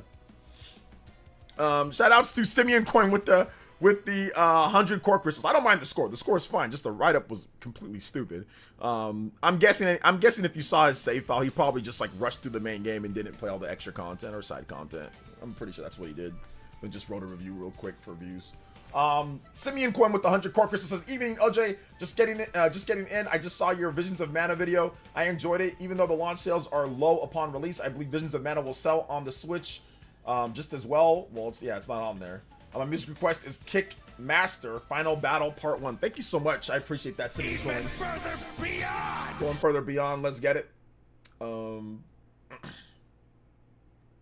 So yeah. So far I can see Astrobot winning Family Game of the Year. Yeah, it's probably gonna be nominated and win Family Game of the Year for sure. For sure, it's going to do that. Absolutely. Thank you so much. I appreciate it. You heard that guy.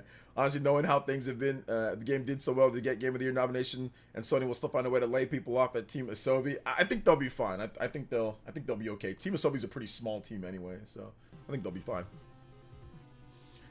I think they'll be good. Hey, what's up, Snake6633? I'm doing good, man. How are you? I mean, to be honest, man, becoming the mascot of a franchise or of a company, it's earned, not given. So I think, like, they've got to earn it being the mascot. A lot of people say they need to make it the mascot, make it the mascot, make it the mascot. Guys, the mascot is not determined by the company. The mascot is determined by the fans. The fans determine the mascot, not the company. So if people go out there and buy and support this to where, you know, it sells well, then yeah, it'll be the mascot. Part of being the mascot means marketing. That's part of being the mascot, right? So it's not about Sony making this the mascot. It's about us, the fans. So go out there and buy the game. If people buy the game, then it'll become the mascot. But if not, then it won't. So it's not about Sony. Mario became the mascot because Mario sold. Not because Nintendo was like, Mario. Like, we're going to make it the mascot. That's not how it works. How it worked was Mario did really well. It sells. It revitalized the industry. It sold a ton. It sold NESs. There's historical, you know, precedents there. You know what I'm saying? There's historical features accomplished. It's accomplishment. You don't just become the mascot because the company says you're the mascot. It's not like they just hand it to you. You got to earn it. You know what I'm saying? You got to earn it. You got to earn being the mascot. You know. So let's see here. PlayStation definitely, I think meant nurturing the Astrobot IP. It's still growing. Becoming the mascot doesn't happen. Yeah, it doesn't happen overnight. You gotta let it earn its keep. You know. If Astrobot doesn't win Game of the Year, what do you think will? I mean, FF7 Rebirth still has a chance. We got to see how Metaphor Revamped Zio, how that game does as well. So yeah. But it's all good. I mean, Mario just matches the color of Nintendo, but Mario hasn't always. Like, their main colors weren't always that Mario red and that Mario blue, though, so it didn't always match it. You know, back then in the day, Super Famicom had, like, a magenta or, like, a dark, like, a blood red and, like, what was that, like, beige, kind of? So that didn't really match Mario's colors at the time, like, when he became the mascot, right? Super Nintendo was gray and purple. So Mario was still red, you know, so it didn't even, he was the mascot by far. He was the mascot by the end of the NES era, 100%. And the colors didn't even match. So it wasn't even about colors. It was about, he earned it. Mario earned the mascot title. So yeah. So yeah, that's really what it comes down to. Nintendo's used multiple colors though. It hasn't always been just red. They've had gray. They've used different colors for everything. You see what I'm saying, House Gang? It wasn't always just red. It at one point it was just gray. It was like a default gray looking logo.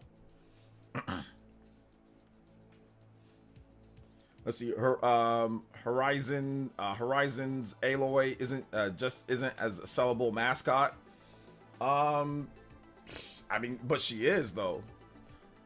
Horizon Forbidden West or Horizon Zero Dawn is one of the is it the best selling PlayStation game? One of the best selling PlayStation games of all time. If I'm not correct, that is like the top game. I mean, yeah, it got there in a monkey paw way, but I mean, it's by far one of their best selling IPs. Is Aloy. Look, Aloy's she's got another game, the Lego game. So I think Sony sees Aloy more as a mascot right now because Aloy's put in the work. Aloy's been around for a bit. You know, she's been in multiple games now. She's had some pretty good sales across those games. She's been in VR. She's been on PS4. She's been Game of the Year nominee. She's been, you know, through a little bit of the paces. So she's got a Lego game coming out. So yeah. They're making a movie or show too. Is that show still on? I don't remember. Would you say that Dreamcast guy is the mascot of the Spawncast? No, he never shows. He doesn't show up anymore. Maybe before. Hey, what's up, Seventh Okage? I'm feeling good, man. How are you? How are you? Hey, did I not play this Kickmaster thing? Let me play it one more time for you. Shout outs to Simeon Coin. What's up, Sean Starlight? Welcome to the stream. What's up, Shane? I heard on YouTube that Nintendo will do Switch 2 information in phases. Number one, it all depends on how many Switch 2 phases Nintendo's going to do. Number two, all depends on when the phases come. That sounds like a line from, like, I don't know, you know, a line from like a movie script or something, or like All That, or like one of the shows I used to watch as a kid back in the day or something. I don't know about phases. Nintendo never said anything like that, but we'll have to wait and see. So yeah, I'll play your music request again. Marvel phases. Nominated but never won. Hey, look, man, it's still an honor to get nominated for Game of the Year. Like, you know how hard it is to get nominated? Ask Astral Chain, Devil May Cry 5, and Fire Emblem Three Houses. Fire Emblem Three Houses has an 89 average, man. You know how hard that it is for a strategy RPG in today's day with mediocre to not great graphics, you know? Like, and it got a 90, it got an 89, it got almost a 90, man. Almost Metacritic, but even if it was a 90, it would have still not got nominated. So it's not easy with these damn reviewers getting nominated for Game of the Year, man. Like, they'll pull a Control or a Death Stranding at any point. Like, you got to be careful, you know. So yeah. I'm still going to take these next gen Nintendo hardware rumors with a grain of salt because Nintendo will reveal it when they're ready. Yeah, take it with a grain of salt like always. Like always. Take it with a grain of salt. Do not act or do not... I am definitely not pushing out that the game or that, you know, these are like facts right now. Creosin Bomb with the 34 months membership. Thank you so much, Ambu tier. Either further beyond. We got 89 on the board. We're 11 away from that bonus stream. Let's get it. Let's go. Shout outs, man. Big love. Imperial Troop. Yeah, man. Just wait till it drops. Wait till what drops? But I'm doing good, man. Shout outs though, guys. Yo, Nick93 with the gifted membership. Items. The valuable items. Hey, let's go. I appreciate that, Nick93. Thank you so much for the gift, brother. Appreciate you, man. Let go. We going out here. Even further beyond. Since this might be cap, but I think Lego Horizon Adventures will be the best-selling Horizon game. Yeah, that's definitely cap. It's not selling better than Horizon Forbidden or Horizon Zero Dawn. Nah, that sold like 20-something million. Nah. Ain't no damn Horizon Lego game selling that much.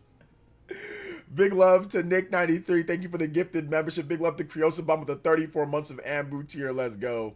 Yeah. Let's get it. Yeah. We just gotta wait when it comes to the Switch 2 stuff. I mean, apparently there's gonna be some guys are gonna be discussing Switch 2. VGC, they said they're gonna be discussing Switch 2. So we'll have to wait and see for that overall, what happens there, you know, with that. But yeah, I'm looking forward to it, man. I'm looking forward to just finally let's just get it out there, you know, like it's been so let's just get it out there. Let's just get it out there. Get it out there in the open, man. Yeah, apparently they're hinting October reveal. Okay, so October, so maybe not this month. Avoid Tokyo Game Show, maybe to get its own slot. Okay. But we'll see. They've hinted October. David Gibson says maybe September, but he says maybe October. So we're looking at either this month or next month. So the wait's almost over. The wait is almost over.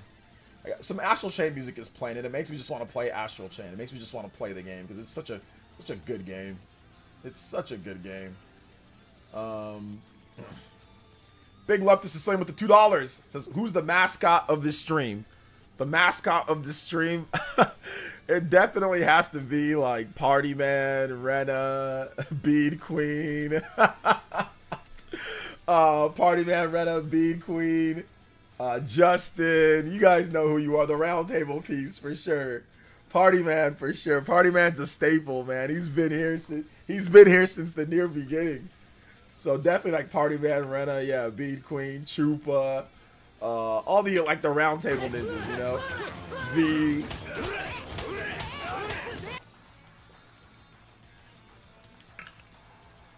What's up, Ned? It's been here since the Stone Ages, yeah. I mean, if you can remember the Great Ninja War 2, if you have an application to be the mascot. If you were in the Great Ninja War, not if you were a child watching from the sidelines, you know, like, oh, what's happening?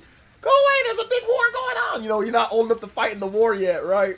If you were actually in the Great Ninja War, then yeah, that's your application is accepted. You know? he survived it. Yeah, big love to the Viking Nation. They're obviously awesome, man. Obviously awesome. So big love. Nintendo probably has to do the hot chip challenge if he doesn't drop this month. He's gonna be like, whoa! Is that where whoa came from hot chips? So yeah, man. I got caught. Yeah, Party Man, you took some shots, man. I thought you were gonna be Neji for a bit. I was looking at what they're saying. I was like, damn, this man about to get Neji right now, bro. It's gonna be done. Don't worry though, you lived. Oh yeah, you can never go out like that. Never go out like that, man. But yeah, that Great Ninja War was freaking crazy, dude. It's funny how you can look back at some stuff and laugh now, but that was not funny back then, guys. It was really not funny at all. It was, and I guarantee you, if you talk to the people that were involved, they would not be laughing. They'd probably still be angry. I laugh now, and it's like funny now, but it wasn't funny back then, which is interesting. Oh man, which is super interesting. Yeah, it was pretty bad back then. It was pretty bad. So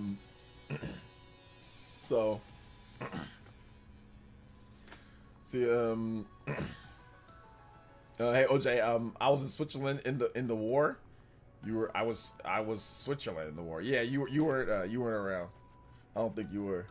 There's not a lot of people that are left like still commenting from that era. Like every 3 or 4 years, you kind of get like a new like gang of people, right, that come through to the streams. I mean, obviously you have your holdovers from long time, but for the most part, every couple years, like 2 to 3 years, it just pretty much changes completely, right? You get inactive subs, you get people that change their name, or you don't know if it's them, or just decide to just watch and not comment, like, or they're off to do something else, or you know, something else happens, right? So that's really what it comes down to. Like, you always get like new people every couple years watching.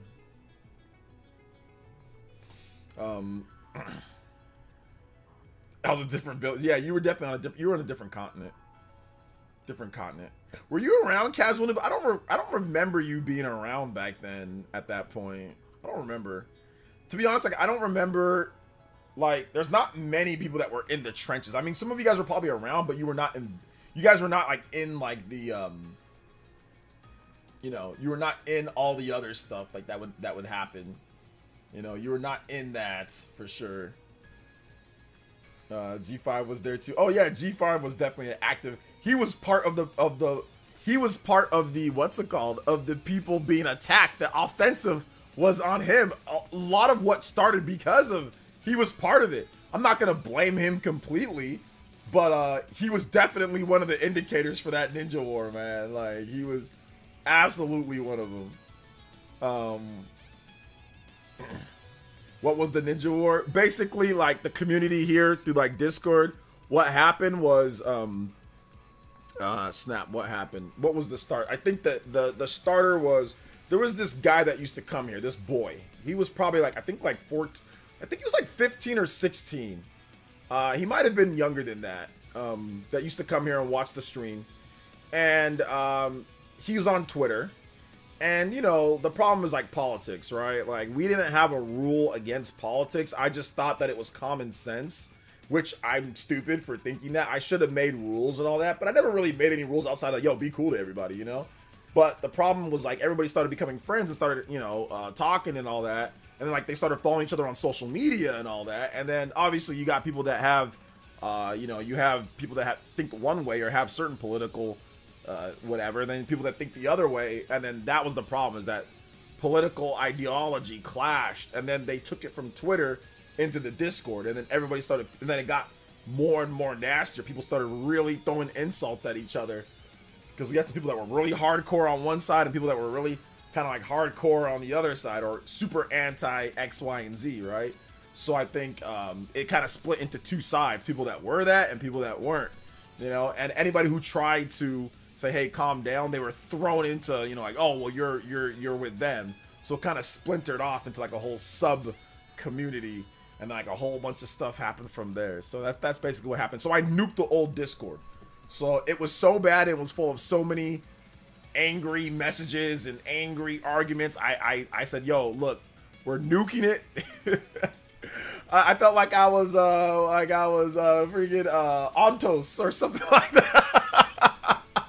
I felt like I was, or I think I was Alvis, bro. I was about to nuke the whole planet, bro, and just leave with a few select people. That's what I did, bro. I was about to nuke the whole damn world. And I'm like, yo, you either coming with me or I'm destroying this whole thing. So a lot of guys didn't like that. So they left. Man. So I definitely Alvis that Discord, bro. I just said, yo, I'm leaving. Who's coming with me? Like, but you gotta follow these rules. Like, I was like, if you want to come, you gotta follow X, Y, and Z. There's a lot of people that are like, nope, I want to hang on to the infinite now. They're staying. They fought back, bro. They fought back, bro. So I was like, nah, I'm leaving. I'm out.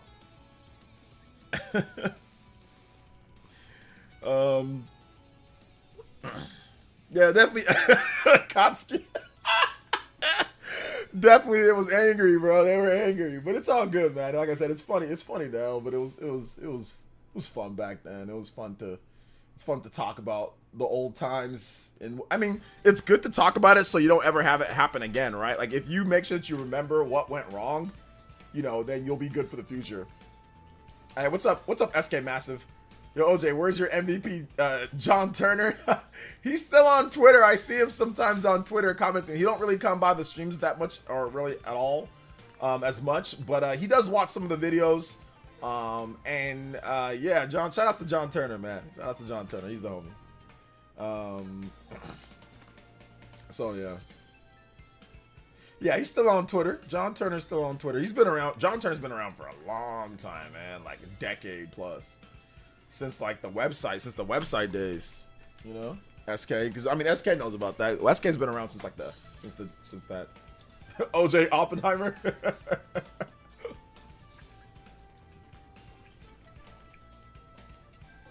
So yeah.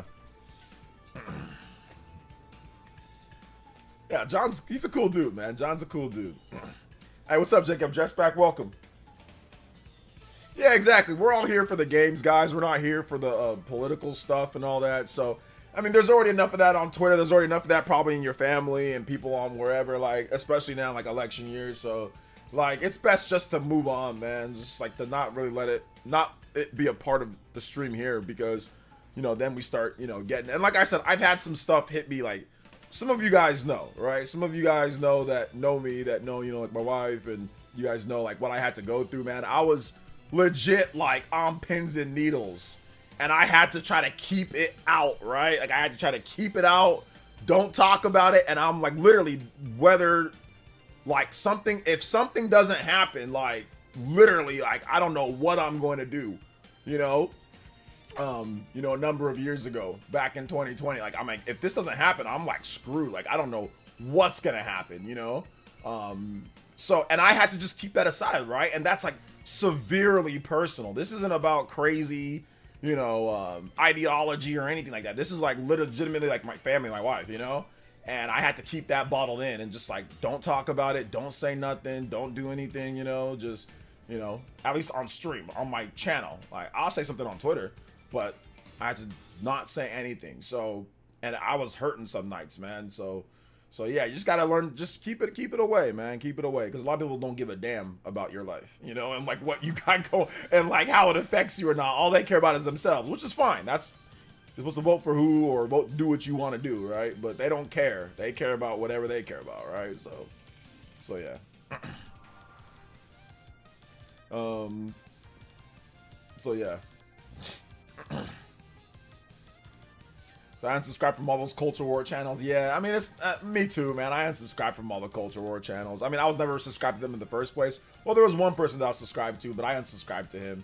But he's doing good though. He's doing. I mean, that you know, grifter culture war stuff makes a lot of money. Those videos get a lot of views from the crazies. So you know, I can see why they do it. Let's see. I used to follow a certain Nintendo YouTuber, then he got into politics, revealed himself to be pretty garbage in the process. Yeah, it happens, man, Mr. L. It happens. Let's see. I just keep to the stuff that actually impacts me and leave all the other stuff out. Yeah. Yeah, exactly, man.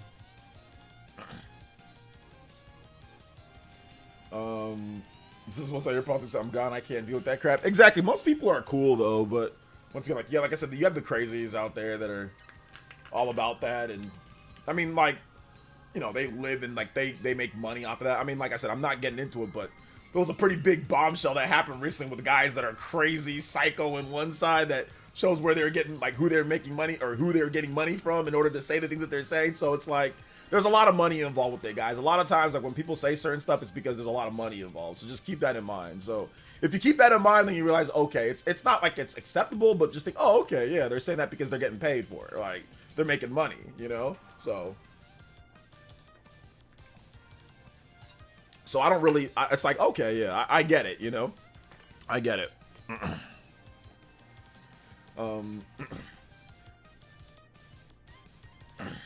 Let's see. OJ, I appreciate that you don't go down the grift route. I can't go down the... Here's the reason why I can't go down the grift route. I can't go down the grift route because I'm actually honest. Like, I'm... Like, let me give you guys an example of this. And I'm not just saying that to try to hype myself up. Party Man knows when he met me and all that. Everything like that. He knows I'm a very sarcastically joking. Like, how I am here is how I am for the most part. Like, and when we played Among Us, I stopped... You know why I stopped playing Among Us? Not because I hate the game. It's because I hate lying. Even if it's fake lying, I hate lying. I don't like to lie. I'm not a fan of lying and being deceptive or tricking or any of that type of stuff. I'm just not. I don't like it. It makes me uneasy. It makes me feel nervous. I don't like it. So I stopped playing it because I would get anxiety playing Among Us because I don't like to lie. I don't like to deceive people and do it's just it rubs against my nature. So I can't be a grifter because in order to be a grifter, you got to be a lying complete weirdo. You know what I'm saying? And like do it for the money, right? I don't do that. Like I did my channel my way. I built it my way, slow and steady. You know, like I'll do whatever I need to do, whether that's editing outside of YouTube. I'll make 5 videos a day. I don't really care what I need to do, but I'll do what I need to do the right way. And yeah, maybe I won't grow as much or I won't get this X or Y support, but that's fine by me.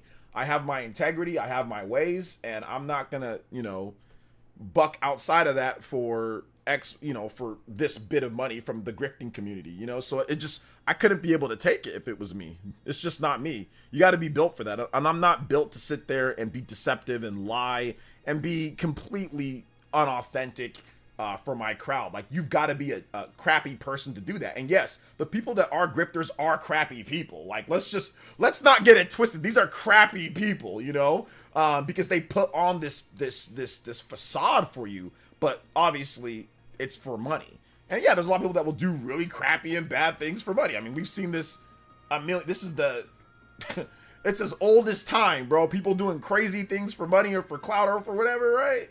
It's as old as time, you know? So yeah.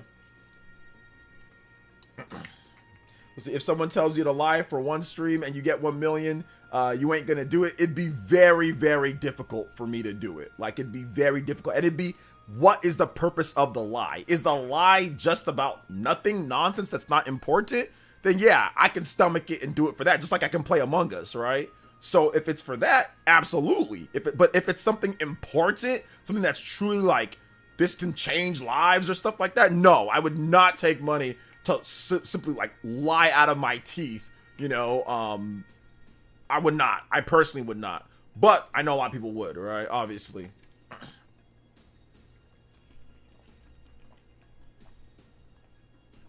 So yeah.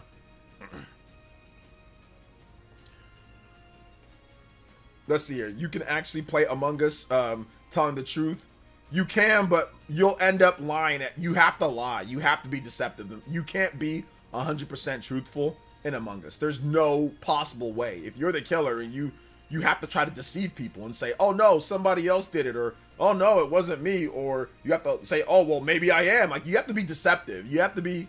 There's no way that you can play Among Us and tell the truth 100% of the time. It's impossible. It's impossible.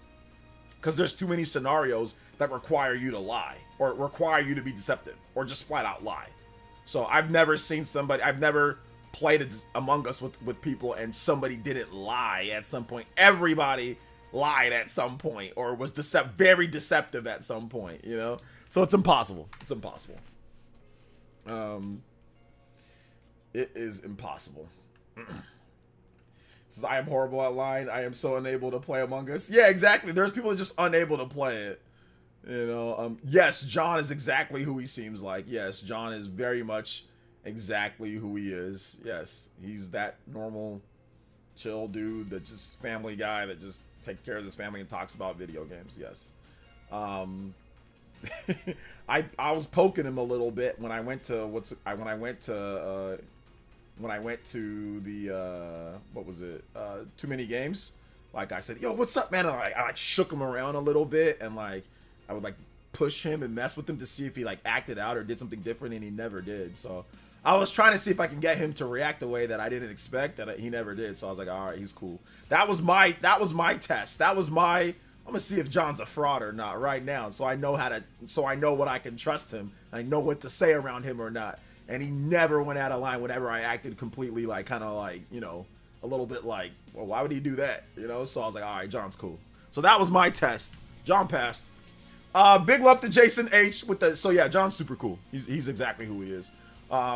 Jason H with the $9.99. It says, hey OJ, whatever happened to the Spawncast? Half the cast don't join anymore. Miss Click, Nate, Max, Jordan, glad you, MVG, and RGT are still at least. Okay, so yeah, shout outs to Jason H. Thank you for the $10. Big love. Let's go.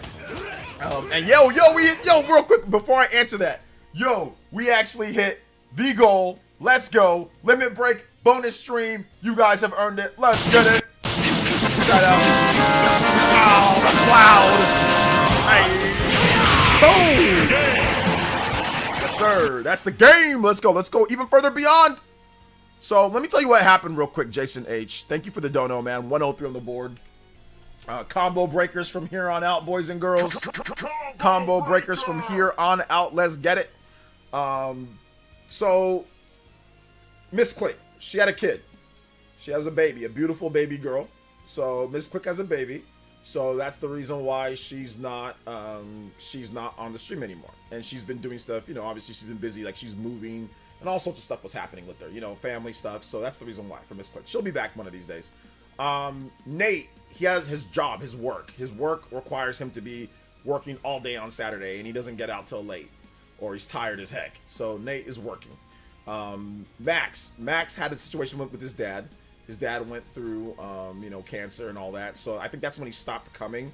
And I think essentially he wanted to spend more time with his family, weekends, spend more time with family and friends, because, you know, life is short. You know, I think so. Max kind of had like, hey, look, I'm editing all week. I'm doing stuff all week. Maybe I'll come every now and then, or maybe I might come back at some point. But I think he's trying to take a little bit more time to spend time with family, like his dad and all that on the weekends.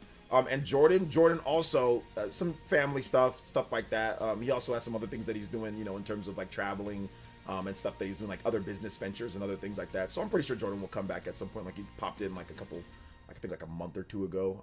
But yeah, Jordan's been traveling a lot. So yeah, it's just different variations of life, you know. Listen, there was a stretch where I wasn't on the Spawncast for like 2 months, right? I was in Nigeria. So like 2 separate times. I had 2 stints where I wasn't on the Spawncast for multiple months, like a month or two. So everybody goes through like that you know, that time period where they just might not be able to come on the stream, you know. But they'll be back at some point or whatever. They might come back for like a special or something, you know. Big love though. Thank you for the $10. I'm glad that I can thank you for the 10 I think this British pounds. 10 British pounds. Thank you for the 10. Big love, man. Yo, look at us. Look at us, man. 523 on the board. Yo, let's get that elite ninja count up. Let's go, guys. Exclamation mark member in the chat. You want to get up to that? Let's go. 523. Thank you so much, Rena. I appreciate you, young lady. Thank you for getting us up to 523. Tell me funny. You tell your daughter about Santa and the Tooth Fairy. Did I tell my daughter? What does it matter if I told my daughter about Santa and the Tooth Fairy? House game. Like, what does it matter if I did or not? Like, what's the point? Why are you asking? That's what I want to know. What does it matter? My daughter, she's 12. So like, this would have been like a decade ago that we'd be talking about this. More than a decade ago. So why are you asking? Let's hear the cool guy with the $10. Among Us, I used to trick the heck out of the people. They always watch me after that point, so I don't play that game. But when it comes to real life events and real life advice and stuff, I don't even lie or play around. I joke around till time be serious. Okay. So I appreciate that. Thank you so much. I appreciate it. Thank you for the big $10, man. I do appreciate that. Now listen, the Tooth Fairy and Santa aren't lying. That's not lying. Tooth Fairy and Santa.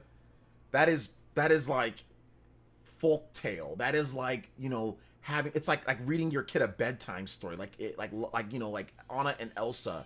It's not lying by telling your kid, hey, the Tooth Fairy's coming by to, you know, that's not lying. It's like I said, it's like playing part of like a bigger game, you know. So I disagree that that's a lie to talk about Santa and the Tooth Fairy. Come on. That's not a lie. That's more like folktale, right? Like a folktale or like something like that, like mythology, you know? It's not a lie.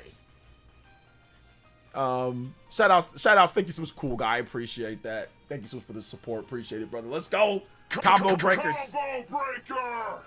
Did you see what Jordan Midler from BGC said about Switch 2? No, I didn't see what he said about Switch 2.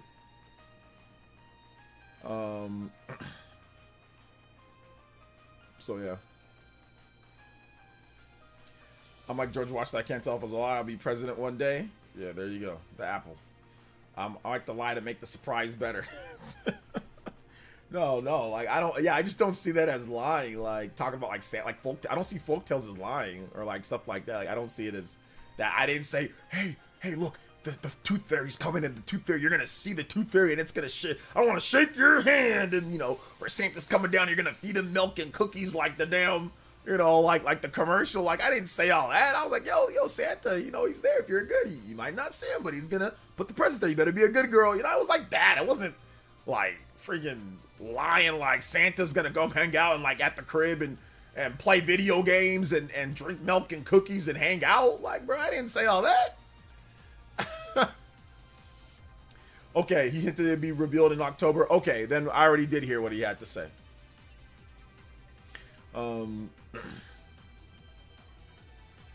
Yeah, the instant kids are sleeping and all that, you know, so it's more like a folk tale, more like a story, more so than like a lie. It's not a lie.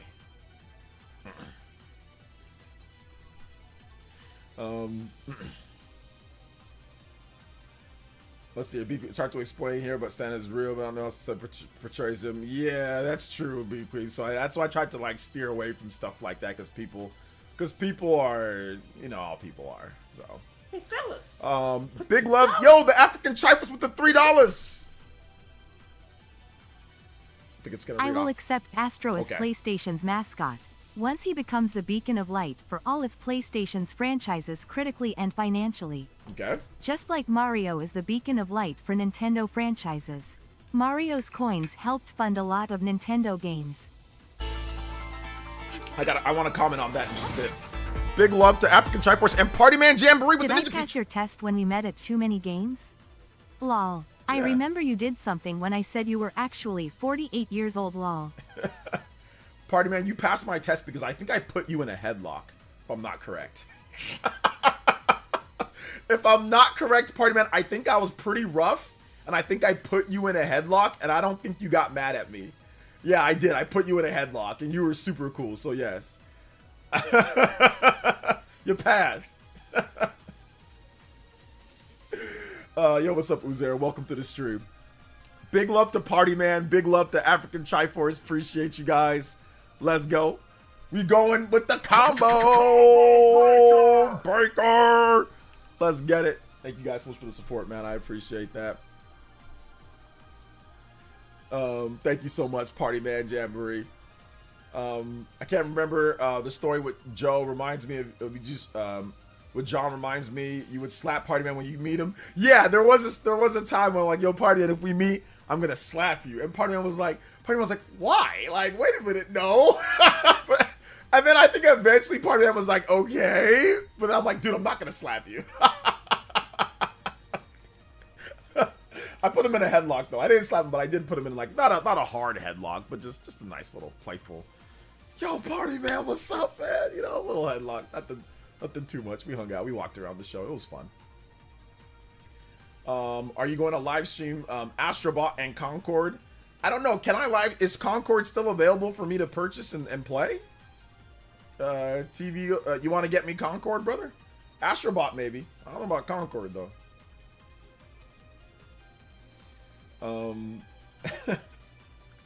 Concord is dead as tomorrow. Yeah, let's stream Concord, dude. Let's stream Concord. Let's get that done. Let's get that done before it goes offline. I got banned from the Concord Discord rip. Who cares? Concord got banned from itself. What's up, Mr. Davis? How you doing today? What's up, Mr. Davis? How you doing, man? Welcome. You didn't miss anything, man. We just chilling. There was no reason, Party Man. I was just being stupid. There was literally, I remember what happened that day, and there was really no reason for me to do that. And I'm not gonna slap anybody. That's ridiculous, you know. Have you guys seen that show Power Slap? Have you guys seen that Power Slap competition? Is that what you thought was gonna happen? Valuable items. Nick 93 with the gift. Yo, Nick 93 with the 2 gifted memberships today. Let's go. Shout outs, man. I appreciate that. Let's get it. Thank you so much, Nick 93. We going on the combo breakers. 123 on the board. Thank you guys so much for your gifts. Thank you guys for your support today. I really do appreciate that. Let's keep it going. Keep it rolling. We still got a lot of stream left, boys and girls, ladies and gentlemen. Let's get it. And Kevin the Speedster with the Ninja Peach. Hey, what's up, OJ? What's up? I beat Dragon's Dogma 2. Hey. I just beat Stellar Blade. Okay. Both amazing games and would be cool if one could win Game of the Year. No. Kevin the Speedster, I mean, listen, man. I mean, listen. Dragon's Dogma, you know, that'd be great. I mean, obviously, and, you know, Stellar Blade, but those games aren't winning Game of the Year. Especially with Astrobot coming up, especially, or with Astrobot out, especially with, or out tomorrow, or out tonight, whenever you go to decide to get it. And especially with what's it called? With Legend of Zelda coming out. Nah, man, those games ain't winning, brother. They ain't even gonna get nominated. I think that they're an afterthought at this point. But, you know, they're cool. They're definitely good games, for sure. They're definitely good games, Kevin the Speedster. But yeah, I don't see either one of them being nominated or winning Game of the Year. So yeah. Hey, what's up, Sortable Shelf? What is good? What is good? Big love, though. Big love to Nick 93, man. Anyone remember Power World? I remember Power World. I like to try to forget Power World. Big love to Ian K. Got the gifted membership from my man Nick 93. Let's go. So let's go. Game of the month. I mean, yeah, maybe game of the month back when it came out, April or Dragon's Dogma. That was March, right, dude? It feels like that game was like a decade ago. Not like it wasn't. I mean, it's obviously like it's like a remake of the original Dragon's Dogma, kinda. But like, it feels like eons ago that Dragon's Dogma 2 came out, right? It feels like, dude, that was so long ago, and it was just March, wasn't it? It was just March, so that feels like so long ago at this point, because there's been so many other games that have came out. So it's crazy. Yeah, Power World feels like I mean, it does feel like a little bit ago, but then it doesn't. It's kind of like it feels like both. For some reason, Dragon's Dogma felt like it came and it went really quickly, you know? Power World, man, that takes me back years. Yeah, the years with Power World. Let's go.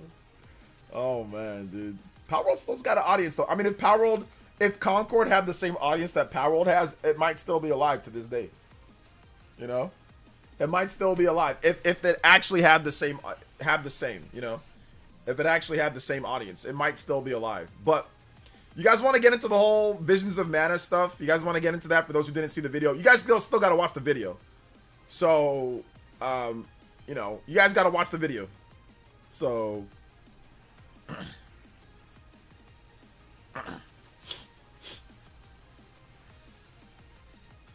but anyway. Studio is dead. Yeah, studio's dead, but that doesn't matter. Oh no, it does matter.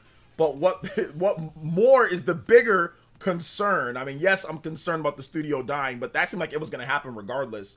I'm actually concerned about how Square Enix feels about the Mana series. You know, I think I'm more concerned about that. You don't need Oka Studios to do a Switch 2 port of the game. They might have not even been doing the Switch 2 port of the game. It might have been somebody else doing that. It might have been somebody that Square Enix is more comfortable with, or with whatever the case is, right? They might have gotten somebody else to, or they might have already gotten it done and it's sitting there in the cellar.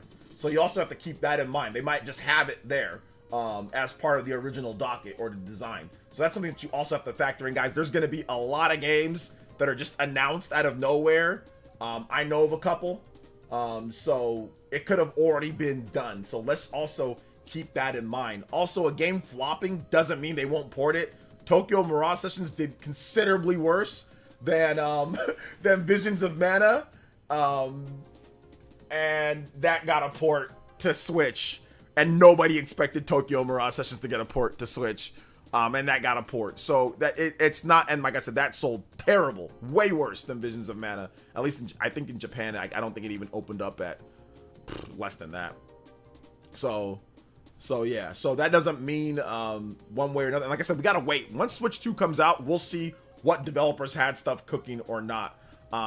If they were gonna put the game on Switch 2, they're not planning it right now. They would have definitely planned it beforehand because they've had dev kits for a while. Square Enix has had it. So if it was going to come to Switch 2, it would have already been in the plan.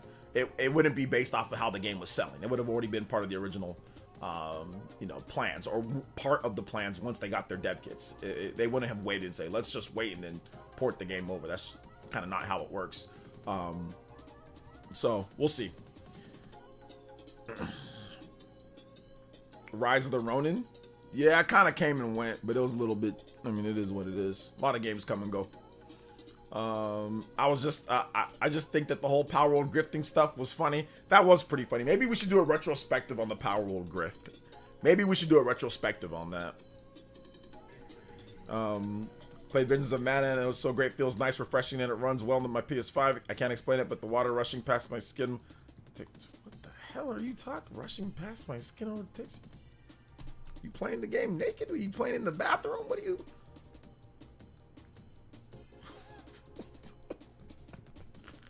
What are you, bro? What are you talking about? Water's rushing on your skin and like, what do you mean, bro? Like, so this man definitely plays the PS5 with the controller on his lap. Puts the rumble, puts the vibrate, puts everything all the way up to the max. What are you, bro? What are you talking about? What the hell?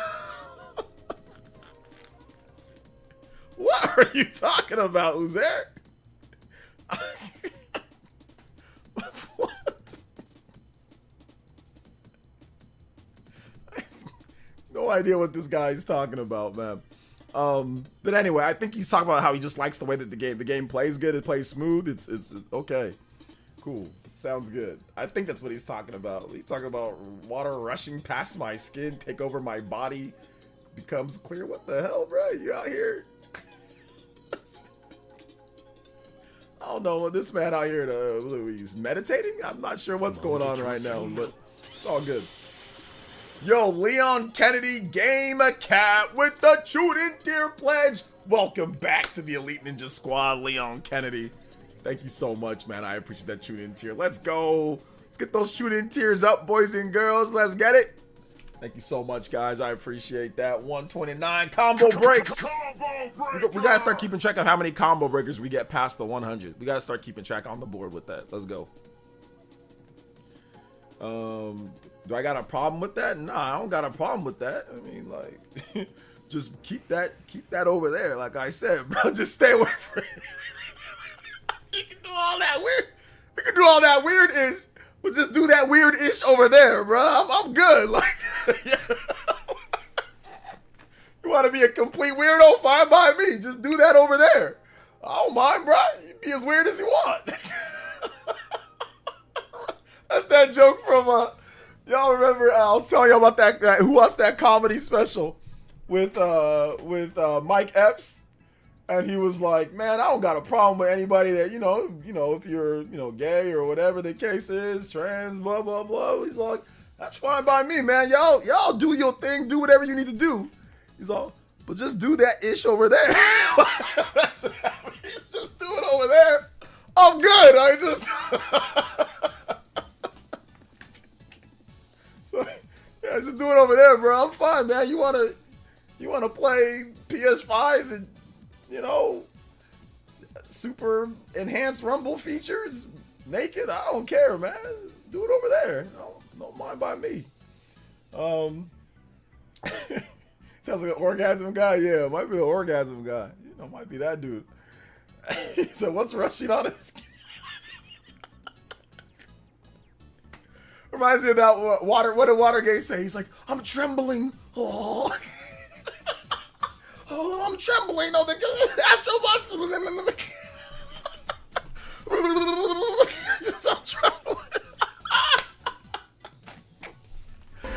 Yo, big love to Nick93. Thank you for the gifted membership. Appreciate that, brother. Let's go. My man, Felipe. Thank you. Got the gifted membership. Let's get it. Thank you so much. Nick93 with the 3 gifteds. Let's get it, bruh. Let's get it. Let's go. Shout outs, man. Shout outs. So it's all good though, guys. So I'm glad that we can have fun about it and like joke around. We ain't taking it too seriously or nothing like that, I heard about that dude Kamachi. I have no idea who that guy was. So I mean, we never spoke about him, but yeah, rip to the fam. But I did see something about that on Twitter, but I have no idea who he is. Let's see here. Simeon Corn with the 100 core crystal says everyone has a weird fetish. My music request is Castlevania portion of the ruined bar situation music theme. Yeah, absolutely. Some of y'all got stuff y'all taking straight to the grave. Some of y'all got like, yeah, I ain't never telling anybody about that. Like, some of y'all definitely got that Pink Panther music. Did it? Yeah,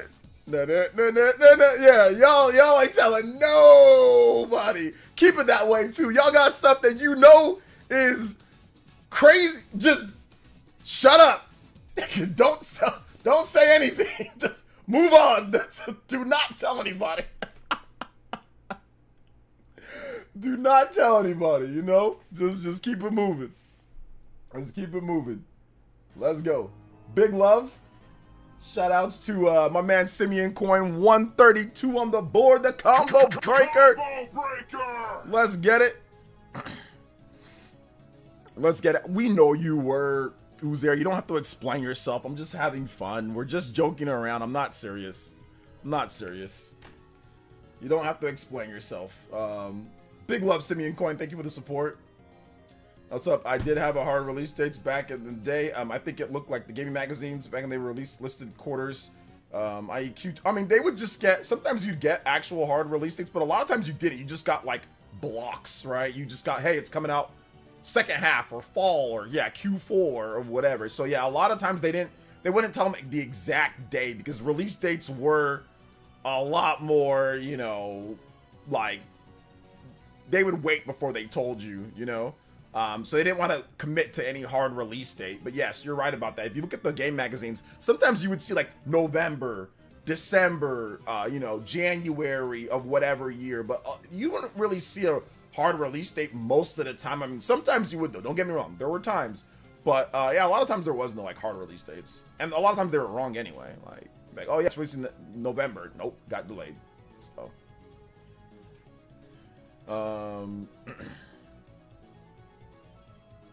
So, so yeah, Ice Sizzle. Good comment though. Yeah, Uzer. I don't want to know any of you guys' secrets or dark secrets. So just that's fine. I'm good. Let's just talk about the games and enjoy gaming. I'm not, I'm not your your pastor or anything like that. So I don't gotta tell me nothing. I'm good. Just enjoy the games, guys. Enjoy the conversation and all that good stuff. Enjoy that. And I'm good on all the other stuff. I'm good on all the other stuff. So a lot of TBAs on release on Nintendo magazines. Yeah, a lot. Even like Game Informer or like Game Pro, like the magazines back in the day. A lot. I gotta get back to the Diminished collection, the Castlevania. I gotta get back to that, man. That's such a good game. Such a good what's it called? Such a good game. Such a good game. So yeah.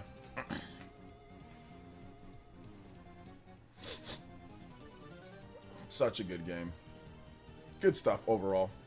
But yeah, make sure you guys, if you guys have not seen my most recent video, make sure you put it in your watch later list. We had a big Switch port, Visions of Mana sales tanking. We talked about that. We had Astro Bot today. There was a lot of heat today, man. Today was kind of heat. So there's the video right there. If you haven't seen it, it's on the Switch 2. And it's on the Visions of Mana port. And then I also have the reviews for Astro Bot. So make sure you guys put both of these videos in your watch later list if you have not put it there. A few hours ago, I'm French YouTuber, found out PS5 Pro logo, the logo of the 30th PlayStation anniversary. So yes, PS5 Pro logo. Well, I guess Sony's gonna have a PlayStation State of Play or a showcase, and they're gonna announce the PS5 Pro there. So yeah, so we'll see how it looks. We'll see if they're actually right with everything. All right, take it easy, Shane. Thanks for coming out to the stream. Yes, the Diminished collection is really good. I love it. It's so good. So good. So good. Nick93 with the $1.90 says road trip into Tahoe this weekend. Yo, the road trip to Tahoe. Nice. Are you going like with your family, or are you just going by yourself, or going with the friends, or what's going on there? Nice, man. Let's go. Tahoe. I like it. I like it. Getting out, getting some fun. Some fun in the beach sun. I need to bust open the GBA anniversary Castlevania games. Yeah, I already played and beat those when I was in Nigeria a few years ago. So that was fun. Those games, dang, did it really come out that long ago? Yeah, I remember playing them when I was in Nigeria. So yeah, I think that was 2021? Those games came out? Dang, that's crazy. It's already 3 years since those games?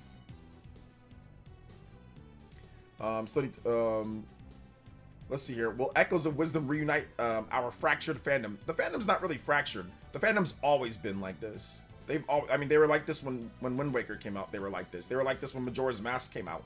They've always been like this. So it's not anything different than what it was before.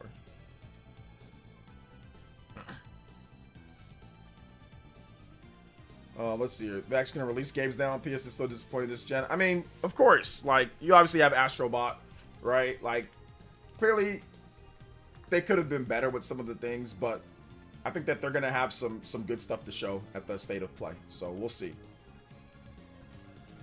Since Majora's Mask was controversial.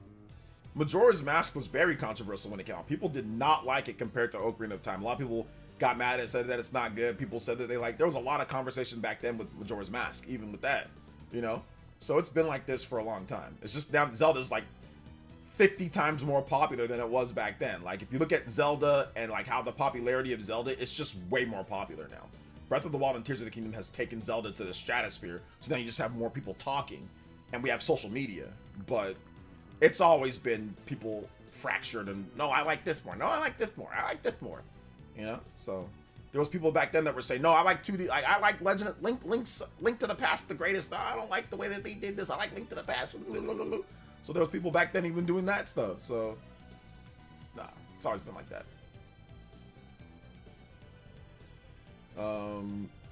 But now people love Majora's Mask. People do love Majora's Mask, but it's just a small dedicated. I mean, if they re-release Majora's Mask, it wouldn't sell that great. It would be okay, but it really wouldn't do that great.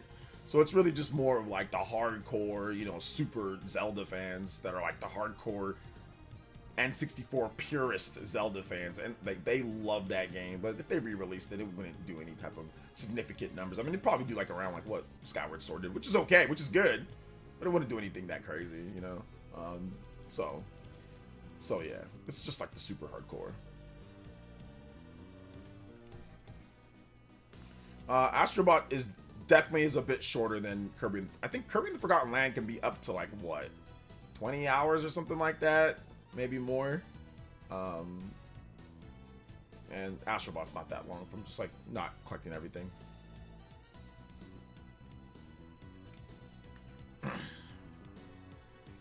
Exactly. You know, you're Felipe. You're preaching to the guy. I was there. I remember when Zelda 2 came out. I hated it. I absolutely hated it, and that fractured the community too. People were like, "Oh, I hate Zelda 2. Why didn't they make it more like Zelda 1?" It's always been like this. Like legitimately, it's always been like this. A lot of people just they're taking what's new and, you know, like I said, and trying to act like it's something different, and it's not. We've been getting this since the 80s. Since the 80s and 90s. 80s, 90s, 2000, every single decade for a Zelda release has had the same thing happen. It's history repeats itself. Majora's Mask is my least favorite Zelda game. I do not like Majora's Mask that much either. I mean, like, I can play it and I think it's okay, but I'm not a huge fan of Majora's Mask. Not a huge fan. I don't think it's a bad game though. It's a good game. What do you think of a remake of the original Legend of Zelda? We already got that. Breath of the Wild. Got family in Reno. Go to see them too. Might do some sports betting while I'm there. Nice. Nick 93. Let's go. Love Majora's Mask, but I wasn't keen on Wind Waker upon release. Yeah, I'm a hater, but I also played Wii U version of it and I loved it.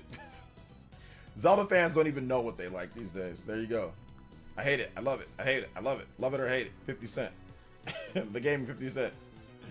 LJ, have you tried Astrobot? No, because the game's not out yet. So I have not tried it. I'll try it tomorrow. When it comes to new games for long-running franchises, I feel like this usually happens. It really does. I mean, pretty much every single major franchise for like franchises that have been around for a long time. Yo, B Martin with the Capo J, really excited to play Astrobot. So, can we get some Jubilife? Yes, sir. Yo, 143. 144 on the board. Let's go. Combo breaker. Combo breaker, boys and girls. Once again, 143. We are just going. We're going way beyond the combo breakers, racking up. Let's get it. Thank you so much, Mr. B Martin. Jubilife. B Martin, definitely one of the he's the Canadian mascot of the Elite Ninja Village. My man is out here like always. Yo, I appreciate you. Thank you so much, B Martin. I appreciate you, man. I appreciate you.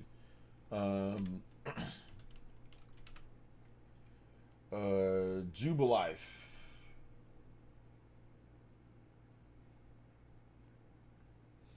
Big love, man. Appreciate you guys. Let's get it. Big love to B Martin. JoJo's on the board. Yes, sir. Combo breakers on the board. We out here today. We out here today. Let's get it. Chupa, not the Canadian mascot. I said, listen, you got Chupa, you got B Martin, you got my man DeAndre, you got Psycho Pie. There's a lot of guys that are in that, you know? A lot of guys that are in there. Just like I said here. Ape Escape, one of my favorite PS platformers. I wonder if Astrobot can surpass it. You're an Ape Escape guy. I think it has a chance, but we'll see. Yeah, tough competition. Shout outs to the Maple Syrup boys up north. I appreciate you guys. The more fans, the more haters, the more schisms. Exactly. Like the more fans you get, the more like Zelda a lot of the old like N64 Zelda fans want Zelda to be the exact same game till the end of time. They do not care, and they'll just critique each game on that same formula till they die. Like a lot of old school N64 Zelda fans, that's what they want. They want that.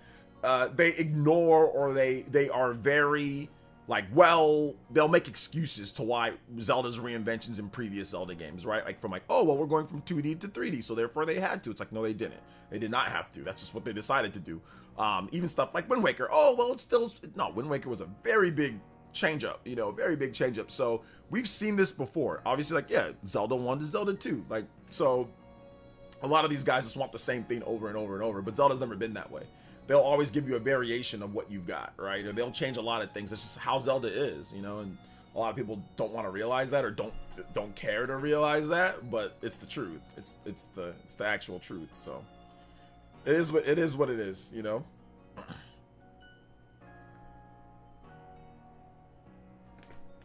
It is what it is overall. Big love though, guys. Everybody's watching the vids today. Been doing really good. Been doing really good, so I appreciate that. Shout outs. Let's go.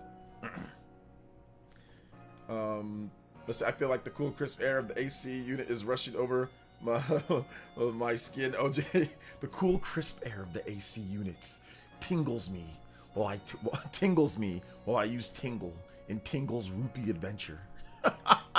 Tingle while I tingling. Tingle my tingles. Not many people like Castlevania 2 Simon's Quest either, but I liked it probably because I played Zelda 2 Adventure of Link. Yeah, I did not like Castlevania 2. You know, I didn't like Zelda 2, but I still played Zelda 2. Like, even though I didn't like it that much, I still played the heck out of it. Still played it, still beat it, still thought it was cool, but I just didn't like it. Traditional dungeons. No, I'm just playing around. Hey, what's up, BJ Switch? Welcome to the stream, brother. How you doing today? Making another Ocarina of Time in 2024. I'm happy. I mean, I do think that we could get a remake of Ocarina of Time for some reason, way, shape, how, form, whatever the case is. Like, I think that's possible for sure. Like, I wouldn't put it past them to not do something like that. Oh, but we also got new information, guys. Did you guys know that Level 5 will be announcing 2 new games at this month's Level 5 Vision event? So that's pretty cool. We thought there was just going to be 1 new game, but there's actually going to be 2 new games at this Level 5 Vision event. So look forward to that. Look forward to 2 new games at that event. I wonder what those games are going to be. They're probably going to be delayed, so it doesn't matter. Like, whatever they are, they're coming out like in like 10 years. So shout outs to Level 5, man. They're the goats. They're the goats of delaying, but also delivering quality. Like, they'll delay till like you might be near death. But, you know, the good news is that the game, when they finally does come out and you're alive, if you're alive, you will actually get to play it, and it's good. It's good. It's good stuff. Good stuff overall.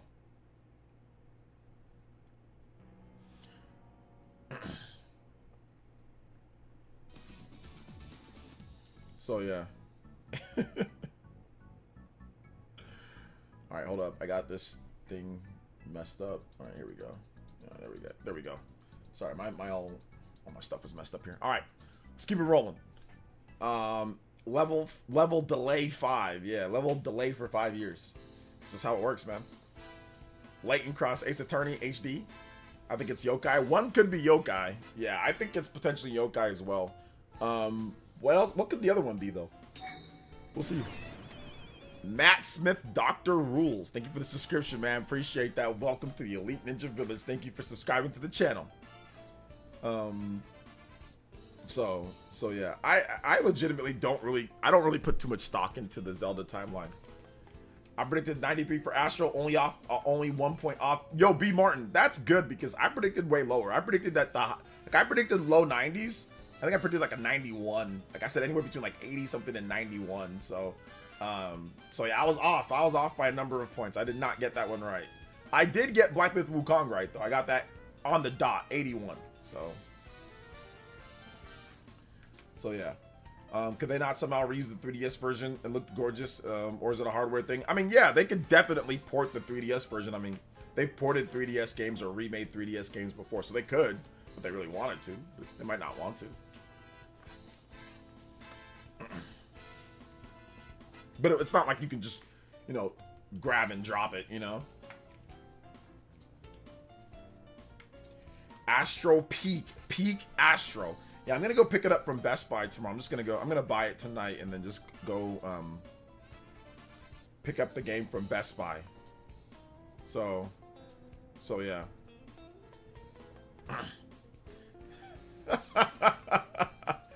Oh man, that's crazy. I'm not even gonna. Somebody linking me stupid stuff on Twitter.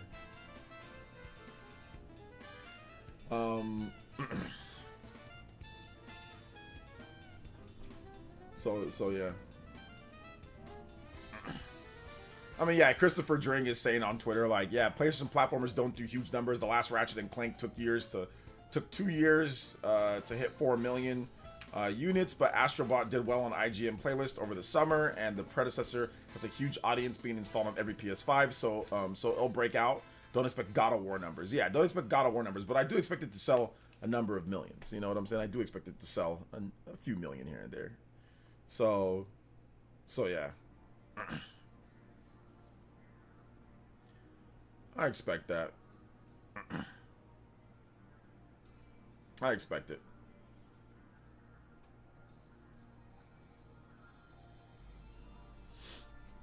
When did Rift Apart sell 4 million? When did Rift Apart sell 4 million? It was in Sony's leaked documents that it sold 4 million. So the leaked documents that came out, Rift Apart sold something like around, I think it was like 3 point something 4 million. So. I don't think Yokai Watch 4 is coming. I think that was just a flop beyond imagine.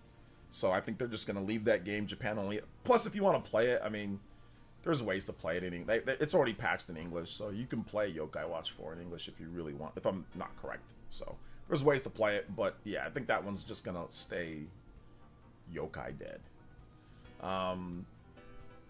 Would it be enough for Herman Hulst, though? I think, yeah, Astrobot, yeah, I think it'd be enough. Like, if they sold a few million, that'd be enough, because they're not expecting massive sales from Astrobot. They're not expecting, like, God of War numbers or anything like that, you know? So, where's Deca Cop? I think you meant Deca Police, right? So, yeah, it's going to be announced at the Level 5 Vision event. So that's going to be later this month. We're gonna live stream it. So we're gonna live stream it. Street Fighter 6 reached millions. Well, it reached 4 million. Reached millions today. I mean, it reached 4 million. I think you forgot that. You forgot that number there, Ivan. But it's all good. Sony spent many years of hard working, driving joy out of its core fan base. I don't know what that means. I listen, Herman Hulst. I am not a believer of Herman Hulst. Original Tall Man, what's good, man? I'm not a believer of Herman Hulst at this point. He's got to earn it. He's got to prove it. But I think basically he just has to do what Jim Ryan didn't do. And if he does that, then cool. But I don't have like any strong opinion like, oh my God, Herman Hulst, he's like, oh, he's the best or the worst. I don't have any strong opinion. I'm just, like I said, I'm waiting and seeing. Like, is he going to get rid of all those live service games? Listen, Concord is partly under his watch. Not 100%. It's Jim Ryan. But that game was under his watch, man. Jim Ryan, that game and what happened was under his watch. He didn't make any changes. And Herman Hulst said that in an interview, he said that this could be like the greatest live service game that they've ever done, or Herman Hulst said that about Concord. So he gets a dub with Astrobot. I'll give him the dub. But he also was hyping up and saying Concord's going to be this and that, only to kill it after a week and a half. So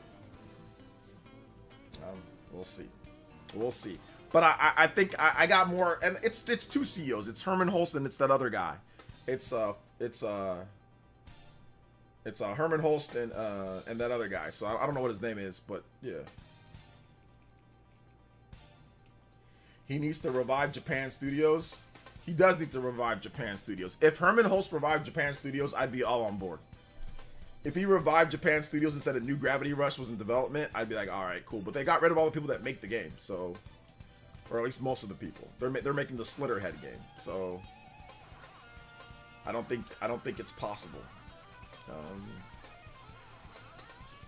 I don't think that's possible for them to really resurrect it. I'm not sure if that's possible. So, but we'll see. We'll see for sure. We'll see. We will see.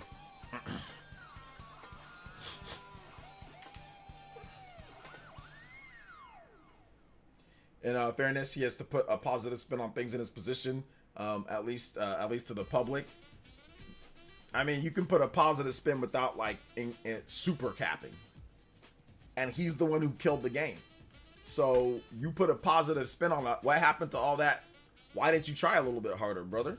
So yeah, that's fine. If he has to put a positive spin, that's good. But you still also have to be held accountable for what you did wrong or for what you did bad. So you're gonna get the credit when things go good, like Astrobot. You're also gonna get the credit when things don't go so good, like Concord. So yeah.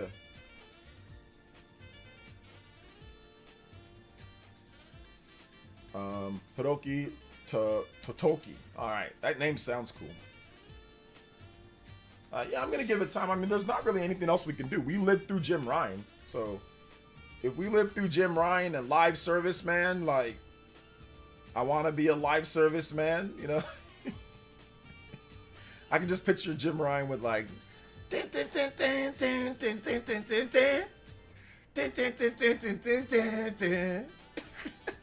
just wanna be a live service man.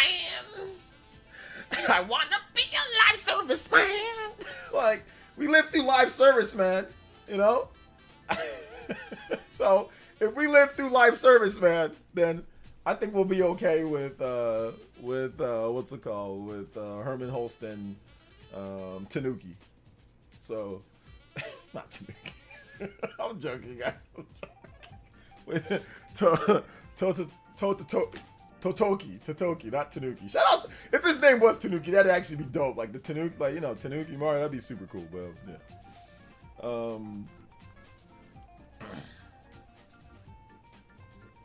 So, but it's all good though.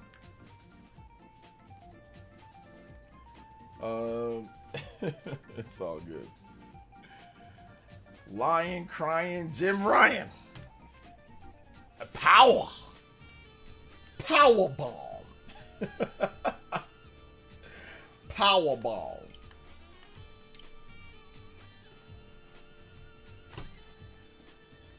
Let's see here. Just like our Microsoft man, Saddle of You Nutella. Yeah, we gotta call him Nutella. I think I gotta go with Tanuki. Yeah, we ain't calling him that. I like Herman Holst's hairline though. Herman Holst has the best hairline in out of all the executives. The man got that boomerang, so I like it. I'm a big fan. So give some love to Herman Holst, you know. Astro could do 10 million. Nah, don't expect 10 million. You're hyping up something that's not gonna happen. Don't expect 10 million. It's a Sony platformer, so don't expect 10 million. Expect more reasonably. Expect like 2 to 4 million, somewhere in that range, maybe a bit more if we're lucky. Expect that. Don't expect 10 million because remember, like God of War and Spider-Man, those games, like it takes a while. It takes a little bit. Like those games barely hit, or not barely, but those games are like the 10 million sellers, right? Like on PS5. So, and God of War, you know, I don't know if it sold 10 million units individually on PS5. So, like, don't expect that from Astrobot. It's a 9-hour platformer. You know what I'm saying? Like, the reviews are really good. Don't get me wrong. The reviews are great. But that doesn't translate to a lot of sales to the PlayStation audience. Like, listen, PlayStation audience, they're not buying platformers like that. So let's just be real here, right? Let's just be honest. They're not buying platformers like that. So 10 million would be very, very, very ambitious for this type of game. I don't think it's going to hit that. Like I said, if it does, I'd be shocked and also very happy because Sony will go all in on Astrobot and probably change maybe a little bit of their focus when it comes to how they make their games. I think that would change things, but I mean, we can't realistically expect Astrobot to sell 10 million. That's a bit too much. That's a bit too much. Astro might do 20 million because Odyssey did 25. So I mean, like, so I think you're just trolling. I'm not even gonna answer that. I'm not even gonna respond to that.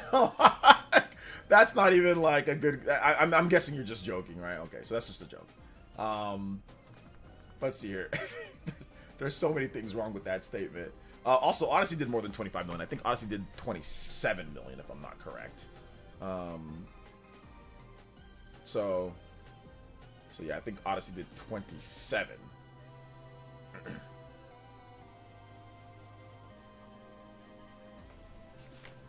Let's see. Yeah, it's the thing.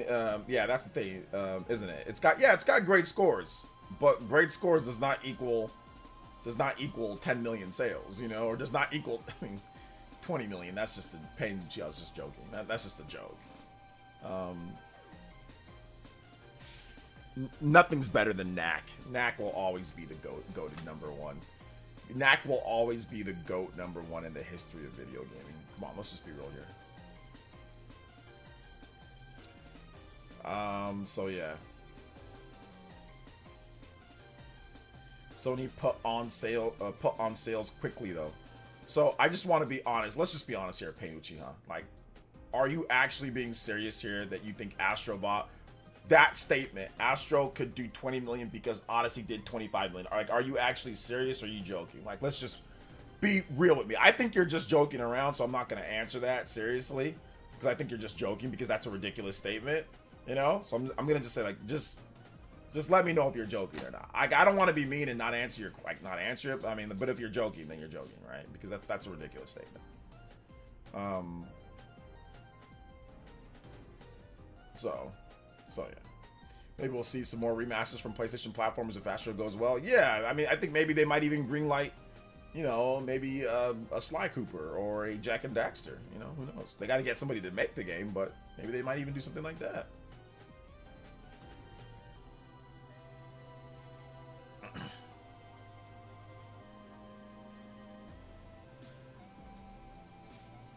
So yeah. Astrobot's not coming to Switch, dude. That's being ridiculous. That game's PlayStation. Let them have their exclusive. That's good. I'm looking forward to playing it. Knack was also shown with the PS4 share play, showing off that too. I remember when they did this share play, like where you can play that, like share play. You can play like local co-op share play. That was pretty cool. Knack is the PS4 mascot. PS4 mascot. The Knack, the one and only. I feel like if it catches big win with the kids market, which I think it will, Astrobot sales will surprise everyone. I mean, maybe, man, but once again, like, there's nothing like, how do you catch a big win with the kids market? You see what I'm saying? Like, how does that even, like, how do you even go about that? Like, is there a movie? Is there a TV show? Are there like Happy Meal toys? Like, you see what I'm saying? Like, so it's tough to just say if it does that based off of what. Like, there's nothing to even suggest that kids, for the most part, are even going to be playing this.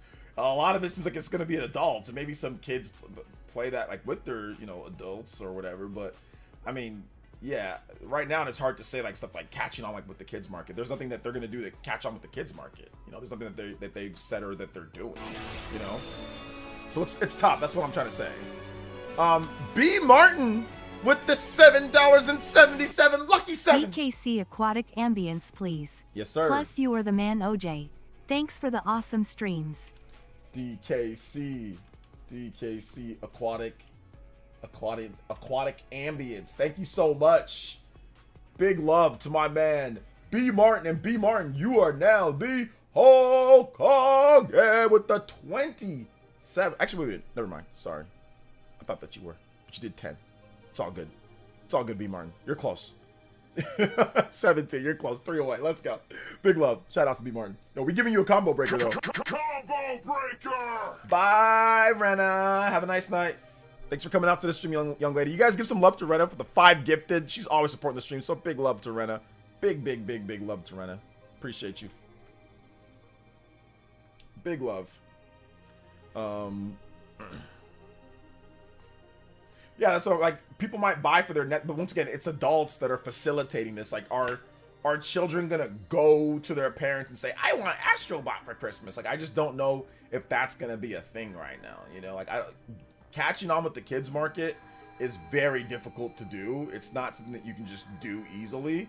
It's very difficult. Many people try it, many people fail. So, or like the family market, right? Like it's just not something easy to do. So I just don't know if Astrobot has set itself up to do that yet. It could, but I don't know if it's set itself up yet to get like whirlwind sales. Right now, it's just the core gamers are excited for Astrobot. It's just core gamers. Like, if I ask my daughter, like, yo, you excited for Astrobot? She's not going to even know what you're talking about, you know? So that's the thing. Like, I don't think it's going to be like Fortnite, you know, or I don't think it's going to catch on like that. But we'll see. Maybe they recognize Astro because it comes with the console. Yeah, maybe. But once again, like, how many of the kids market are playing Astrobot? How many of them care about Astrobot? We don't know. We got to wait and see. Just because it comes with the console doesn't mean that they played it, doesn't mean that that's what they like. They might have opened up the console, just said download Fortnite and play Fortnite. We don't know what every kid was doing. So I just don't know. Like, it's like I said, guys, it's too early to start saying stuff like that, you know? And like I said, they're doing nothing. Like, if there was like maybe a TV show, or if there was like Happy Meals, or if there was like something else that they could facilitate that, then I'd be like, oh yeah, maybe it does. But there's nothing. It's just a bunch of old people like us talking about, oh man, we're excited for this kitty, and I'm doing that because people, quotations, right? Kitty platformer. It's just a bunch of adults saying that they're excited for it, you know? So I think that's really where we are right now. That's the truth of it. It's a bunch of adults that are excited to play the game, not kids, you know? So yeah, and the thing about it is that Astrobot has a ton of Sony IP history dating back decades and years that have nothing to do with the kiddos. They know some of it, but this dates all the way back to the PS1, PS2, like they weren't even born. So this game is really a lot for the older, believe it or not. Yes, younger audience can play, and kids are probably going to enjoy it or like it or whatever. But this is clearly built by people that know that there's going to be people playing this game that have been around for a long time playing PlayStation, you know? So I think that's really what it comes down to, you know? So it's not like they built this game to really appeal to children, right? Like, oh, this is built for children. They didn't do that. They didn't do certain stuff. Like, there's some, like Princess Peach Showtime. That game literally is built, like, there's so many things in that game that's just, like, built for children. Built for, like, play for children. You know, that they tried to purposefully or intentionally. Astrobot's game design is completely different. It's built more like Mario, right? Whereas Mario is definitely built for people who've been playing Mario games. It's for kids. Kids can play Mario. We all know this. But if you play Mario games, you know the stuff that they put in there, the classic stuff and all that. That's for people. That's the old school. That's for the adults, you know? So I see it as the same way as like that, you know, more so than just because it looks a certain way. Oh, kids, you know, not necessarily, you know? So yeah. Because with all the PlayStation fan service, the target audience is definitely adults. That's what I'm saying. Like, it's the target audience is adults. It's not the target audience for this game is not kids. You know? Yo, B Martin with another. Yo, now you are the. Now I am the Hokage. Hokage. Yo, shout out. Thank you so much, B Martin. I appreciate that. 24. We out here, and I don't think I added your what's it called? I don't think I added your combos to the board. Let's get it. Thank you so much, man. Another combo breaker. You are now the Hokage. David Vista with the biggest donation, seeking the donation on the stream. But my man B Martin says now I am the captain now. I am the captain. Takes the hat. I'm the captain now with the 24. And just 24 more. You can be my man B Martin. Hey, let's go. Shout outs. Big love. Big love. Yeah, I don't think I actually added the combos at all. We got to add some up here, boys and girls. We got to add some up here. 150. But also with another set. 157. Let's go. Shout outs. Double combo breaker on that one. Combo breaker! So, yeah. All Pokemon is for kids. For real. But I still love it. Pokemon... Once again, it's for kids and it's for adults. It's for both. It's definitely for kids, but it's also for adults. They know that older people are playing Pokemon. Because once again, there's a lot of nods to old stuff that like the old generation of Pokemon and all of that when if you're a kid, you didn't play those games. You weren't around for those games. So Pokemon is a blend. Once again, it's definitely for kids, but they also know that they have adults playing the game as well. So they try to make it for a little bit of everybody, you know. But it's not just for kids. It's absolutely for a pretty large range of people. Now the anime is like literally for kids, like that. But like the games itself, those are kind of, like I said, kids can play them. Obviously they're built for kids, but they're also built for adults to play too. Says OJ, why do you think Nintendo never implemented an achievement system for their games? Kit and Krista talked about that, but here's my opinion on it. They don't want to. And no, it doesn't add any more replay time. That's just fake. It's fake. That's fake replay time. If you want to build replay time into a game, you can build in-game achievements into there, and you can have replay time built into there as well. Or you can simply add more content, and that gives you replay time. Achievements don't actually give you any replay time. It's fake. It's a fake thing because they don't give you anything when you get it. There's nothing that you get. So it's not real replay time. Nintendo always builds their games to where if there's going to be in-game achievements and you want to be motivated to get that thing, you just get it in-game. All achievements do is let you show somebody else something. It's just like, hey, look, I got this thingy. But it doesn't really add anything or add any real substance or value to games. At least most achievements don't.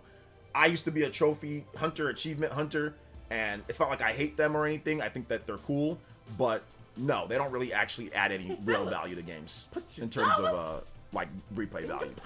It's just superficial. Ice Sizzle with the $3. Thank you for that, man. Thank you for the 160. I appreciate that. Thank you so much. Appreciate it, my man. Thank you for the big $3. But the reason why is because I just think they don't want to. They legitimately don't want to do it. They don't feel like they need to. They can just make in-game achievements, and if you want to get this X, Y, or Z thing, they'll build it in there, like Mario Odyssey. Oh man, you have this many stars. If you want to get this star, you'll get to this planet. You'll be able to unlock this area. That's the replay value right there. It's actually mechanics within the game. They don't have to say, oh, well, collect 17 moons to get this little Mario smiling face, like as a pop-up. I mean, they could still do it. They might. But I think that's the reason why they have it at this point. And yes, achievements will eventually you'll get burnt out from trying to collect achievements. Like if you try to 100% everything or try to do everything, most achievements are really well, not most, but a lot of achievements are really stupid. So eventually you'll get tired of it and you'll get burnt out and you'll realize that it's not worth your time. You know, you'll just play the game until you get your fill or whatever you like, and then you'll move on to the next thing. You know. So some trophies do sometimes require you to play the game multiple times. It's rare, but it happens. Some games do, but once again, that's not real replay value. You can replay a game if you want to replay a game. See what I'm saying? Like, that's not, like, whether the achievement's there or not, that doesn't make it more incentivizing. For what? The achievement does nothing. Now, if the achievement actually added some actual value, like let's say, oh, you get something for it, then okay, there are some games that have that where, yeah, maybe you get this thing, you would make this achievement, and then you get access to something else. That's great, but you don't need an achievement to do that. That should just be a gameplay mechanic. That's just gameplay mechanics. So, like I said, guys, and it has nothing to do with, you know, Nintendo or not. I was an achievement hunter. I was a trophy hunter. I was, but then I realized that it's a waste of time. That a lot of it is just a colossal waste of time.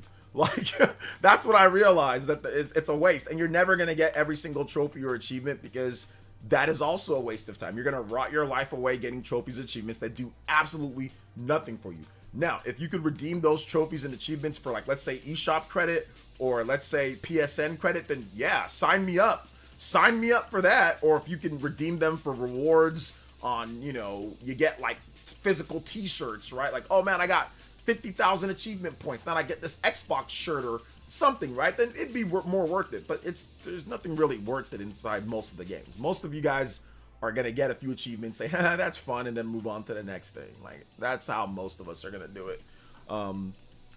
So yeah.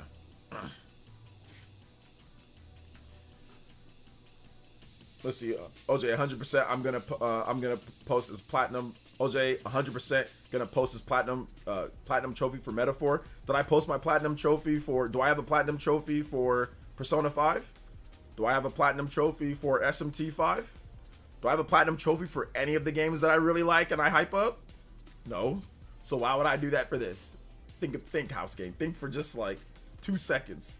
I'm excited for Metaphor, but this is not the first time that I've ever been excited for a big RPG. I've been excited for many big RPGs over the years, and I've never posted my platinum for anything. Like, I've never posted a platinum for anything. But this game, this is the game that you think that I'm gonna sit here and do a dumbass platinum trophy, and I'm gonna post it. All right, House King. Paul Gale with the dollar dono. He says, if Nintendo incorporated a digital game room where you're buying a game, got you a poster, you can hang it up, and beating it, would get you like an amiibo-like figure on your shelf, that would be cool. Then you can invite friends and walk around your game. So that'd be like PS Home. I remember like PS Home. Yeah. PS Home. Shout outs. Let's go. Let's see. If you don't achieve 100%, you're a fake gamer. If you think Astrobot's gonna sell 20 million, you're a fake gamer. If you think Astrobot's gonna sell 20 million, if you don't know the actual sales numbers of Mario Odyssey, you're a fake gamer. Oh man. Let's see. New to your live streams, Metaphor community platinum race, go. Yeah, I'm gonna play Metaphor. I'm gonna enjoy Metaphor. I'm not racing for a platinum trophy. I don't care. I didn't get I love SMT5 to bits, and I think I got like half of the trophies. Did I even get half? I'm not even. I think I got like 20 something trophies in that game. I don't care about the rest of them. I'm done with the game. I played 150 hours. I'm done. I'm moving on to the next game. You know. So yeah, I don't care. I don't care about that stuff, guys. You know. Astrobot would absolutely be lucky to sell 3 million. I think it will, but it would definitely be lucky to get that high. If it didn't, maybe it surprises us, right? Maybe it does. Some people say catch on, like with the, you know, kids or with another audience. I mean, it could with the review scores that are coming out. Never doubt a game with review scores that high. I mean, most games that review that high end up doing fairly well, right? Like most games. Like there's not really any game that I can look at, like the Metacritic, like the top reviewed games, even of last year. So if we look at Metacritic, we look at last year's top games, best games. Let's just look at the best games of all time, and then let's look at all the 94s. So we look at the games that are 94 and above. I mean, it's a pretty rare territory, guys. Rare territory. We'll just look at 94s. Let's just look at that. So if you look at 94s, we're looking at Final Fantasy 9, God of War 2018, Tony Hawk's Pro Skater 4, Devil May Cry, Madden 2002, Batman Arkham City, Metroid Prime Remastered, The Legend of Zelda, or no, this is, okay, yeah, Legend of Zelda Ocarina of Time 3D, Chrono Cross on the PS1, that might be the weak link right here. The sales of that game weren't necessarily great. Madden 2004, Gears of War, Elder Scrolls, Oblivion, that was a 94. Civilization, Quake, Call of Duty 4, BioShock Infinite, Halo 3, Ninja Gaiden Black, Grim Fandango, Metal Gear Solid, the original, PS1 style, baby, 98. Super Mario Advance 4, Super Mario Bros. 3, Tom Clancy's Splinter Cell, Chaos Theory, God of War Ragnarok was also a 94. Resident Evil Code Veronica, here comes Astrobot, Burnout 3, Diablo, the original. Look at the territory that Astrobot's in. We're talking about some of the greatest games of all time. Metal Gear Solid 3, Subsistence, Call of Duty Modern Warfare 2, Metal Gear Solid 4, Guns of the Patriots, God of War 2005, Star Wars Knights of the Old Republic, Sid Meier's Civilization 4, Virtual Fighter 4, Super Smash Bros. Oh no, Smash Brothers is the 93. So those were all the 94s. That is the 94s of all time. Look how quick I was able to get through that. That's all time Metacritic 94s. There's not a ton of them. There's a good amount, but think about that though, guys. And how many of those games were like PS1, PS3, you know, 360? A lot of them weren't even like recent games, like recent games. So Astrobot is an incredibly rare territory. Most of those games sold pretty well. Now, some of them were maybe a little bit more flops than others, but really, I don't think there was any real flop. out of the bunch. Out of all those games that we mentioned, I don't think any of them were actually like a flop. You know, with maybe Chrono Cross. I mean, Chrono Cross was probably the weakest one out of all those. But there isn't a lot of 94s rated at all time, guys. There's not that many. So that just shows you how rare territory Astrobot's in. But yeah, it looks like probably Chrono Cross is the worst selling out of all those. You know, and I think that still sold over 1 million. So I don't see Astrobot doing bad at all. I see it doing good. I see it doing really good, you know. Some of those 94s had far fewer review scores too. Yeah. Some of them had like in the 50s range. Like all you need is I think you need about 20 scores, or I think you need like 15 to 20 scores to actually qualify for like to be in the all-time like ratings. So yeah. Hey, what's up, Killer Ninja? Welcome. Yes, I'm picking up Astrobot myself too. Yeah, see how good of games that is. So when people say, "Oh man, we don't know," like Astrobot, like it's hopefully. I mean, like I don't see it doing bad. Like none of those games that we went over. Like what game like flopped off the face of the earth? Nothing. When you get a 94, that's instant clout in sales. Like you just increase your sales probably by like 100,000 units. You know, like 100,000 or 200,000 units, maybe even more over the course of time. You win a game of the year, you get nominated for game of the year, you can tack on another maybe 100,000, 200,000, 300,000 units. Like it's very good. That's why developers are always they're looking at those review scores, man, because they know that that's your game can live and die with review scores. If Concord reviewed way better, Concord would still be around right now, but it reviewed terribly. People didn't like it, and there you go. It's dead, you know?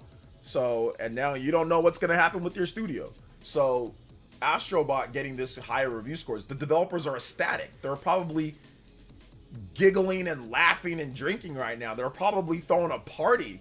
They're not going to say anything, but I guarantee you they're throwing like a little mini party in Japan right now about those review scores. Guarantee you. Because now they just probably guarantee that they're going to have a job for the next, you know, for the next number of years. This guarantees sales and a job and employment, you know? So I guarantee you that they're very happy with those scores, you know? Big love to Devron with the $1.99. I appreciate that. You know, here's the thing: you're gonna hand out copies in the hood. They're gonna take more than just a copy, brother. If I were you, I wouldn't do anything like that. Devron, thank you for the $1.99. Yeah, they're gonna take more than just Astrobot, brother. Oh man. So I don't know if they're even gonna restructure it to be free to play, man. I mean, they might, but the game's dead. Even if they bring it back free to play, the game's dead. The game is, they've lost the goodwill of the consumer. So yeah, they might do that, but it's a dead game. It's not gonna do, I mean, even if it's free to play, it's not gonna look a lot better. They might get a little spike, but people are gonna be like, this is trash, you know. But we'll see. We'll see.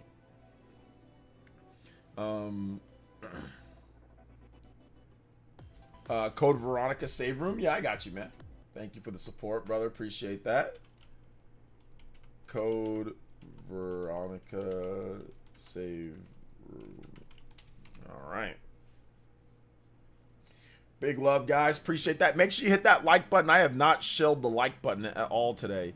Make sure you hit that like button. If you have not hit that like button, make sure you hit that like button as we play this last game. Kind of wrap up the stream today. I want to say thank you guys so much for everything. And also, yeah, Hogwarts Legacy 2. They're making Hogwarts Legacy. So if you're excited about Hogwarts Legacy, they're making another one. They're going to make the second one. So they're making another one on there. So yeah, it's all good. It is all good. So what do you guys think, man? What do you guys think about that? You guys excited for that? Who played Hogwarts Legacy? I didn't even get a chance to really I didn't get a chance to actually play it, so so yeah.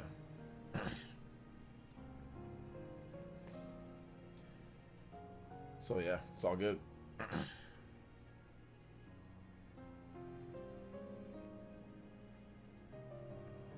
Big love though, guys. Big love.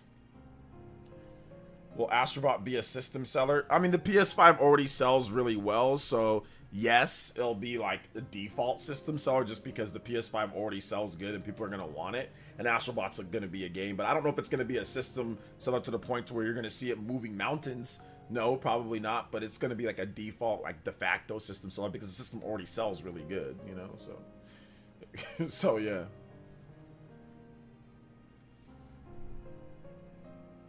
Sponsored by Philips Noreko, Electric Razor, afraid to show your face, hiding a dirty beard. Well, one, my beard's not dirty at all. It's actually very clean and crisp. And two, your mother loves my beard. Your mother loves my beard, my man. So I know you wish you could grow one. I know you wish that you can actually have sponsors, but unfortunately, you're a broke weirdo that's talk about somebody else that has a very clean, glistening beard, you know? So I get it. You can't grow one. Not much testosterone in your body. I get it. You know what I'm saying? Weak, noodle-armed, ugly, no life. I mean, you don't got much going for you, you know? You don't got much going for you, but it's okay. You see somebody else that's just drastically better looking than you, drastically more successful than you, drastically in a better place than you, and your race car bed is just, you're just sitting there in your race car bed in your mom's house. I mean, it just, hey, look, I get it.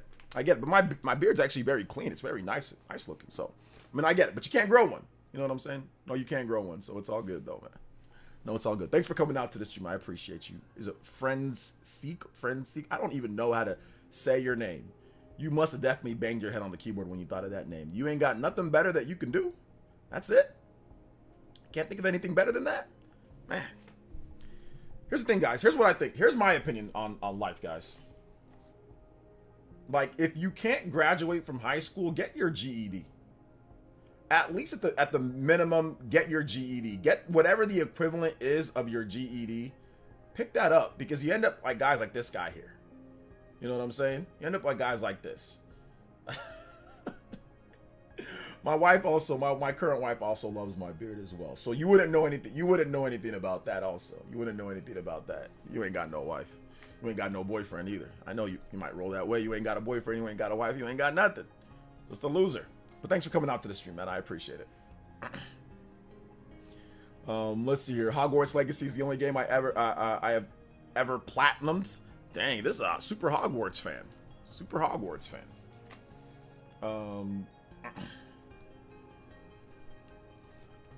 Let's see here. Mario Party Jamboree will score 99. If Mario Party Jamboree scores a 99 on Metacritic, I'll give away 9 copies of the game. I'll give away 9 copies of the game if it gets a Metacritic 99. I mean, we're already gonna give away some because the party man helped us out with that. But yeah, I'll give away 9 copies of the game if it does that well. So yeah.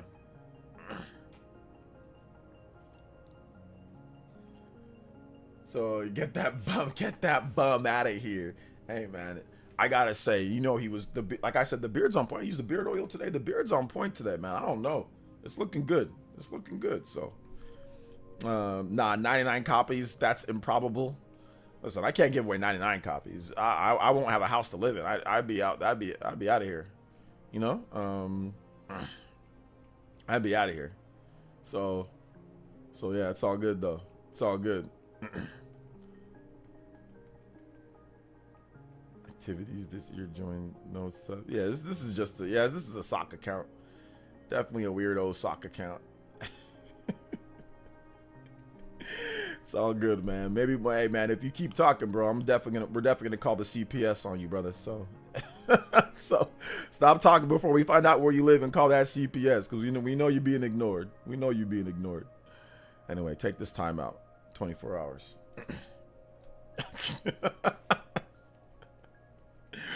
Let's see here. OJ, I watched the video about Pokemon tier maker from S to D. They put Gen 3 and B. Do I agree? I don't care, man.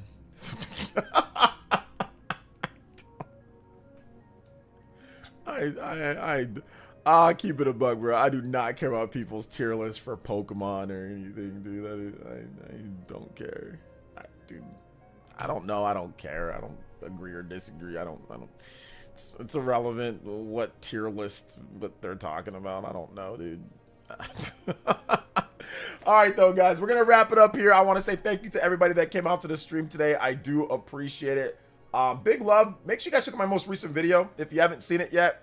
Check out my most recent video. It's a Pokemon tier list Where do I rank Gen 3? Well, sign up and find out today. No, I'm joking. It's not.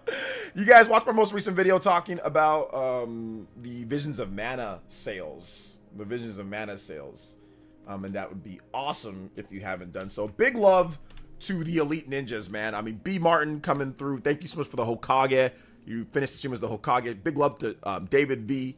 Retta Habag, she left a bit ago, but thank you so much. 526 Elite Ninjas. We are crying. Oh my gosh. Clawing, scratching. There we go.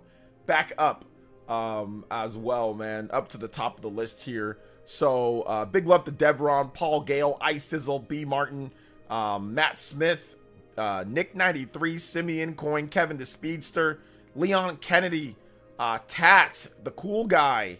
Big love to the cool guy, man. Thank you. Jason H, Party Man, Creosin Bomb, Super Gaming, Christian Meatworld, Justin, Nintendork. Thank you so much, Nintendork. I appreciate the 2. Nick93, Dean, Sicilian Gamer, Sean Hamilwright, Shaw X, Mongunzo. Yo, let's go. Thank you so much, man. Appreciate that. Vision. Appreciate you guys. Thank you for the love, support, and all of that. Ian K. Everybody here in the chat, everybody chatting, you guys know who you are. Thank you guys so much for coming out to the stream today. Today was a ton of fun. We will be back tomorrow. It's going to be a late night stream, I think. Or if I'm too tired, I'll probably do a day stream like before I leave. So I might do that just because I don't know if I want to stream super late at night tomorrow. I don't think I want to, just because this is a little bit of a weird week for me. So I might do like an earlier stream, like around maybe like noon my time or 3 p.m. You know, Eastern. So I might do like an earlier stream. So look out for that. Potentially look out for that. All right, guys. But all right. Thank you so much for watching. Thank you guys for being awesome. Thank you guys for being incredible. And I will see you for the next one. Go watch the vids, check them out. We had some bangers today. So I appreciate y'all. Bye, everybody. Bye, Felicia's.